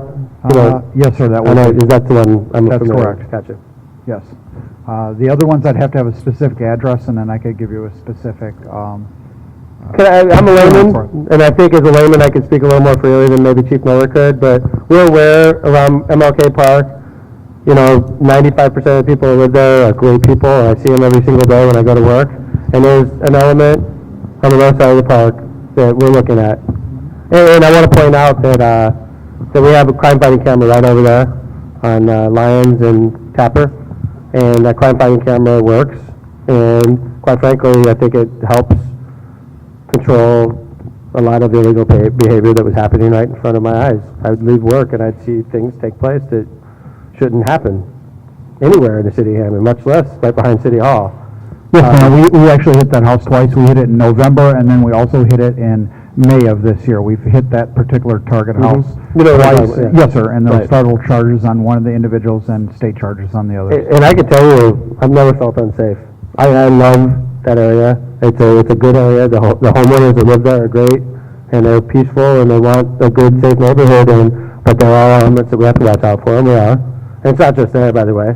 It's not just MLK Park. It's all over. It's in my neighborhood too. It's in your neighborhood. It's up here. It's in Mark's neighborhood. But you know, if you look at per capita crime stats, per capita, we have 81,000 people who live here. We're really, and I want to, and the chief and I were talking about this the other day. You know, if you're not involved in drugs or gangs, this is a safe place for you to live.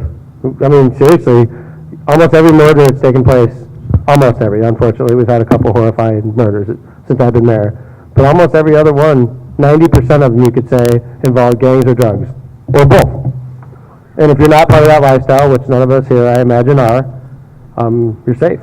You know, unfortunately, you know, not everybody makes the same decisions we do, and they're involved in this lifestyle, and when they get killed, you know, we all get scared. You know, somebody got killed at the White Castle. And then the Aldi parking lot, which is where my wife shops for our family. And that scares the heck out of me.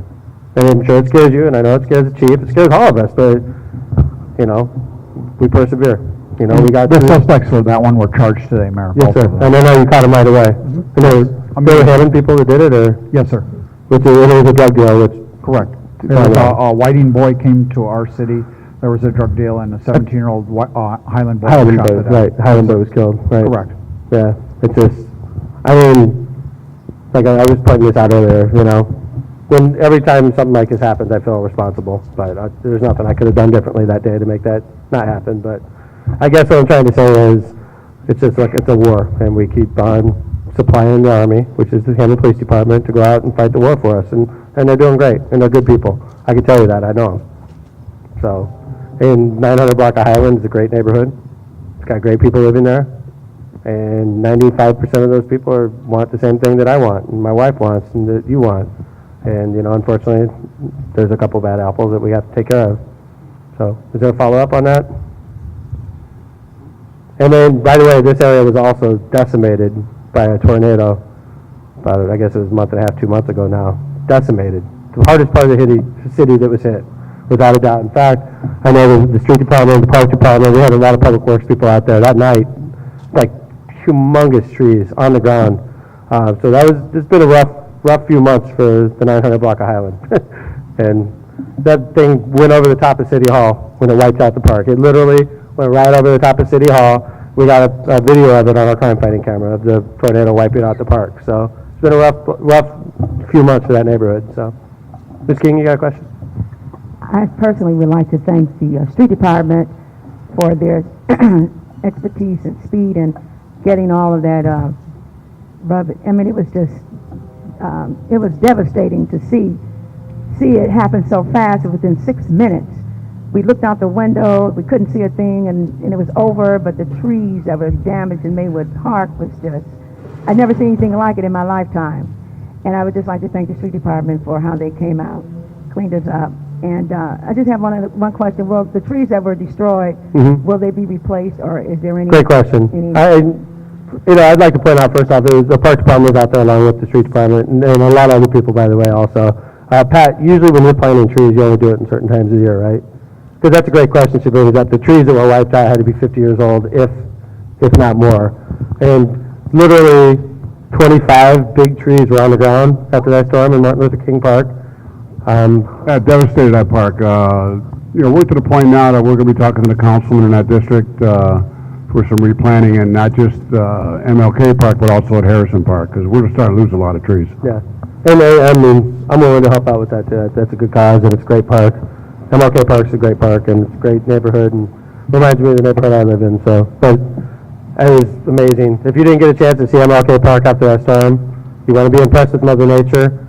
There was like trees that had 7-foot diameter trees that were just toppled. It was amazing. I've never seen anything like it. So, anyway, thanks for the question, Ms. King.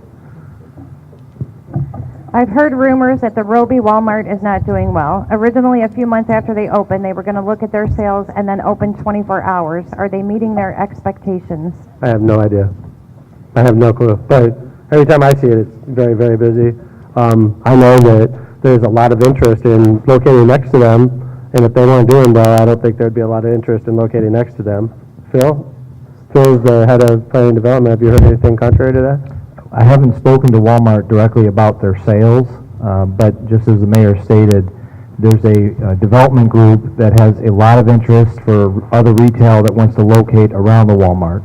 And I know they're getting a lot of sales from Illinois, which is always good for Hammond when you're bringing in dollars from a different state and bringing it into our area. So I have not heard anything negative, and they're trying to move forward with other development. I would think that they're doing okay. And any other follow-up on that? Yes, ma'am. Right. I'll repeat the question for you. Okay. Question is, since we're talking about Walmart, she asked, I heard that the 165th Walmart's going to shut down and relocate, and that's been in the news lately. What's going to happen to that store? Great question. Recently, the city received $2.25 million from Cabela's to be allowed to put a Walmart on their property. We had protections in our contract with Cabela's that protected us against them doing that. So when they asked, we said the only way we'll consider it is if you give us, in this case, $2.25 million. We started off at $3 million, and we ended up settling there. So we took the $2.25 million and allowed them to build a super Walmart in the Woodmar Country Club, former Woodmar Country Club, now the site of Cabela's. And the question is, what's going to happen to the one on 65th, that they're going to close down? Well, part of the reason we got the $2.25 million was to help incentivize the next development that occurs there. There are options with that building. You know, it's a busy building. I mean, Walmart has proven that you could be successful in that building. Per square foot, I think it was the top grossing per square foot store. Is that true? Without grocery. Without groceries. Top grossing per square foot without grocery. It's pretty peculiar, but I mean, it's a successful store. I think whoever locates there can be successful. You know, let's brainstorm. Carson Prairie Scott, can they operate there? Why not? I don't think, you know, there's opportunities for us at that building, but part of the reason we got paid the $2.25 million is because we knew we were going to have an empty storefront on 165th. All right, we made that decision. I took the money from that, paid off a loan in Highland, and we're going to incentivize the deal on 165th. So, thank you for the question. All right, next question, Michelle. Is it true that the sport voucher program on Conkey Street is only for homeowners in Hammond? No.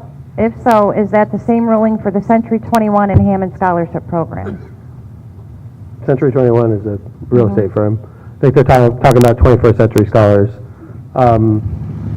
The voucher program for sports is based on need, not on home ownership. You know, and I want to warn whoever is talking about this, and I know it's funny having baseball people in the audience right now, because one of the frustrations with this program is we, the city, let's say we pick 20 people to get vouchers to play baseball at Robertson Little League. Those 20 people go to Robertson Little League and say, we don't have money, but we have a voucher coming from the city. Well, it's not really coming from the city, it's coming from the federal government. So we have to get the money from them and transfer it to the league, and sometimes that takes a little longer than the league is comfortable with. I'm being diplomatic right now. You know, these types of things are going away too. You know, with what's going on in DC and the sequester and the cuts to CDBG and programs like this, if that program's still here 3 years from now, it's a lucky thing. But we've been using it to try to get kids into, you know, kids that are disadvantaged and can't participate in sports like, or at the Hammond Boxing Club or in the baseball leagues or the soccer leagues or whatever, to help them get into those programs. We use that program. But it's not based on home ownership, it's based on income. And I imagine, where's Alana? Is she here? Hi, Alana. You want to talk a little bit about this? Mayor, you're exactly right. The program is based on need. The number one thing we look at is income. You have to qualify, because we use the federal funds, you have to qualify on your income. So whether you're a renter or whether you're a homeowner, that part doesn't matter. What does matter is your income. And we have guidelines that we have to follow that was set by the federal government. Okay. Any follow-up? Yes, sir. Oh, Tim, how's it going? Talk about a guy that works with the program, being president of the league. I imagine there's quite a few kids. 15% of our registration came from that program. 15%. 15%. So that's a significant amount. And I guess my question is just this: who do I talk to try to present some ideas or some of our frustrations with it, so that we can help? Could you tell some of the frustrations? Because I heard about it too, you guys. It's slow repayment. Season's been over. Yeah, the season's over for 2 years or two months. And you still I have haven't- no income, but I've got outstanding bills to pay that I count on that money. We are a non-for-profit organization, so we like to end the season, you know, with a few $100 to get by. But when I'm owed a few thousand, that's a problem. I got so you. And that's a major problem, right? And I heard about this. And it's not just our league; it's been all the leagues Absolutely across the true. city. I love the program, but we need to and it makes people in your shoes say, you know what? As much as we're trying to help, we can't because we're going in the red, right? Right, and our creditors, in many cases, are all the same people. So it's not just us with, say, a Maine Sporting Good or somebody else. There's several leagues using the same people, so it puts them in a stressful situation. Good question.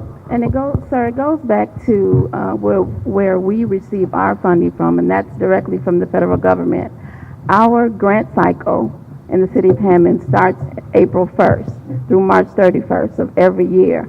However, depending on when the federal government in Washington decides to give us that money, it may not be until June, July, August. And and I understand the holdup is a detriment to the programs that are in the city, but that's the way it works, unfortunately. Okay. So we'll visit them and try to talk. We have a few ideas. Yeah, I'm willing to listen. I mean, because the purpose of the program is noble. Right. The purpose of the program I love is if the a kid program. can't afford to pay the fee to play baseball, you know, this is a program that allows that child to play baseball. And I know that you want those children to play baseball, but you don't want to be broke for 6 months waiting for the money to come. Yeah. We'll come visit them. We talked the other day. We got a couple ideas. And it's not Maybe we just, can this is help. not just Optimus. I've Right. heard this times 10. Yep. From the boxing club, from other baseball leagues, football leagues, same problem. So I acknowledge there's a problem there, and I appreciate you bringing it up. Thanks. Thank you. All right. What are the current or future plans for the Jacob Square community?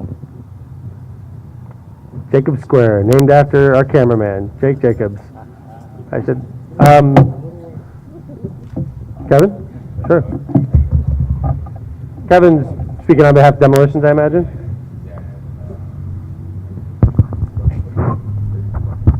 Okay, sorry about that. Yeah, just a brief update. The building commissioner and the building department have been inspections department have been very aggressive over there with places that need to be demolished. I know that Chris and I, for example, on Walter Street, I think we've got, Chris, at least 10 homes that have been demolished because they were vacant, they were crime issues, there's all kinds of things going over there. I'm sure the chief could even state that crime's been way down over there as a result of the demolition program. what we've done with and in meeting with the city's lobbyists down in the State House, is there is a program that they're doing a study session over the summer about land banking. And one of the misconceptions, one of the biggest misconceptions with the demolition program, and the mayor's been very consistent with this, he's put $1 million per year towards demolitions for the last several years, and I can't tell you how much. If you knew the condition of certain well, you probably do, neighborhoods in Gary and East Chicago versus Hammond.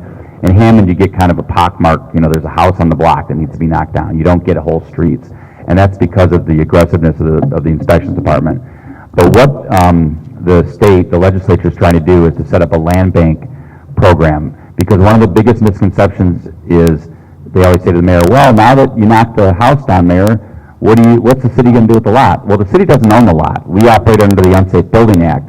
And all that does is allow us to take down an unsafe structure. The bank or the person who owned the terrible-looking structure on your block still owns that vacant lot. What the legislature is trying to do is to facilitate getting those vacant lots to the cities. And we're aggressively trying to stay in touch with our lobbies to try to make that to come to fruition. Because if that happens, all those lots can then be re-subdivided through the city planner's office, through Brian Pullen, and then they can be in the city's possession and potentially re-subdivide them and then build new homes. We've, like Kevin said, we've been donating, we put aside, in addition to the money that's in the budget for demolitions, we put an extra $1 million a year. And that gets us, each house runs us about 10 grand on average. Yeah. So you can get 100 homes done for $1 million, or sometimes even more than 100 homes. But when you think about the city of Hammond has 30,000 homes, granted, not all the homes need to come down, but we're doing everything we can, so. The question goes a little further than that in terms of a timetable. What can the residents expect? From talking to many of them, there are many empty nesters and senior citizens that that are planning to move, but the anticipation of that doesn't seem feasible because questions are raised to them. Well, why should I buy your house when the streets haven't been reconstructed in the last 15, 20 years? No curbs, no major development or future development that anyone sees. So it just puts a hardship on residents that have been quite loyal to this administration in terms of support.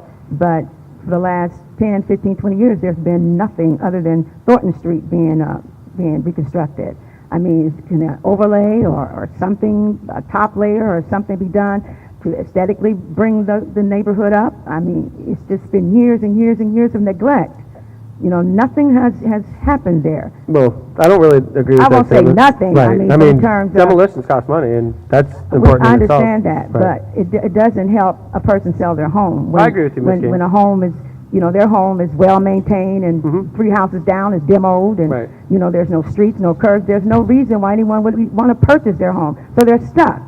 So, I mean, they just feel stuck, Mayor. And I appreciate the question, and I acknowledge that a lot of what you're saying is very true, Ms. King. And I know you know this also, that there's a problem in this case with the council person, and maybe the council person doesn't really pay close attention to this neighborhood, and I'm trying to be as diplomatic as possible here, but that's part of the problem. I think most people familiar with this would acknowledge that. And like Councilman Marks getting asked questions about, can you do this in Albertsdale or this in North Hammond, Councilman Higgs gets the same questions about this part of his district and the Hessville part of his district, and some say that you don't pay enough attention to this part, Councilman Higgs, and you don't pay enough attention to this part, Councilman Higgs, and I'm sure he feels differently. But as you know, a lot of what happens in a district in Hammond, because of the way we divide up the gaming revenues through the district council person, and the agenda is sort of set by the district council person.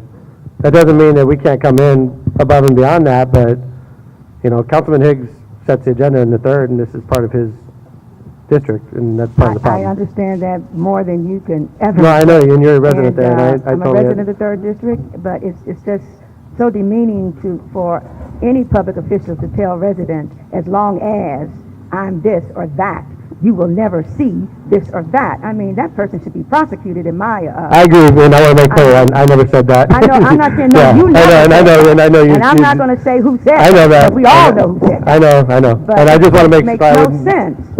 I would never talk that way to a constituent, and I know what you're talking about, Ms. King, and I agree with you. I agree with almost everything you said, quite frankly, because it's a great neighborhood. I have supporters that supported this administration loyally all the way through, and it's a major problem. I acknowledge that. And it's named after Jake Jacobs, and that's enough of a reason right there. So, anyway, last question. It's always my favorite question of the night. It was until Michelle looked at me that way, so. This person just wants to know, who is the executive board members of the Hammond Housing Authority? They're having issues and they need their help. The board members, I'm going to name as many as I can remember.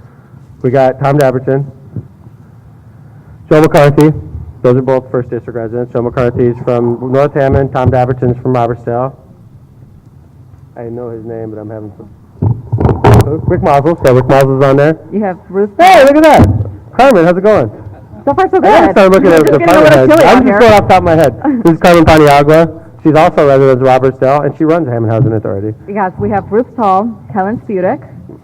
Cookie from the second. Ruth Tall is from the fourth. Yes, Tony Arduino. Tari's from the first. And Al Salinas Jr. Al Salinas Jr. is from the fourth. Second. No, Whatever. he's from the fourth. Okay. Yeah, never mind. We're not going to get into that. Okay, so those are the people. So if you're a Robertsdale person asking this question, I would talk to Mr. Dabberton, Mr. McCarthy, Mr. Arduino, or Rick Marvels. And there's four residents of your district. Yes. That's great. I know the names. I need the contact information. Okay, if you want to come up to me after the meeting, Yeah. I'd be more than happy to give you that. Thank you so much. Perfect. You're welcome. Yeah, we don't like doing that publicly, but yeah. And then we could also give you the dates and locations of the meetings, which is like this. But, you know, I mean, and if you have an issue with them, you bring it right to the meeting. That's the most proper way to get it done. Thank you very much. Robertsdale, you guys are always really informative. It's always a great meeting. It really is. And I appreciate it because it keeps us on our toes. George. Mayor, going back to that previous question with respect to demolition, I noticed some of the projects or uses of demolished land was making parking lots. Has the city identified a need, or is there a need for more parking in the city, whereby, I guess if you could put a few blighted homes or whatever needs to be demolished, and is there a need for more parking? I thought it worked out really well here by the school. Yeah, that was a great use of it. And when I took over, the parking around Clark High School was major complaints. I got major complaints. Is there more things like that on the board? We don't get a lot of, there's certain parts of the city where parking is a challenge, but a lot of the times it's because of maybe it's three cut-up homes taking up all the parking spaces or something like that.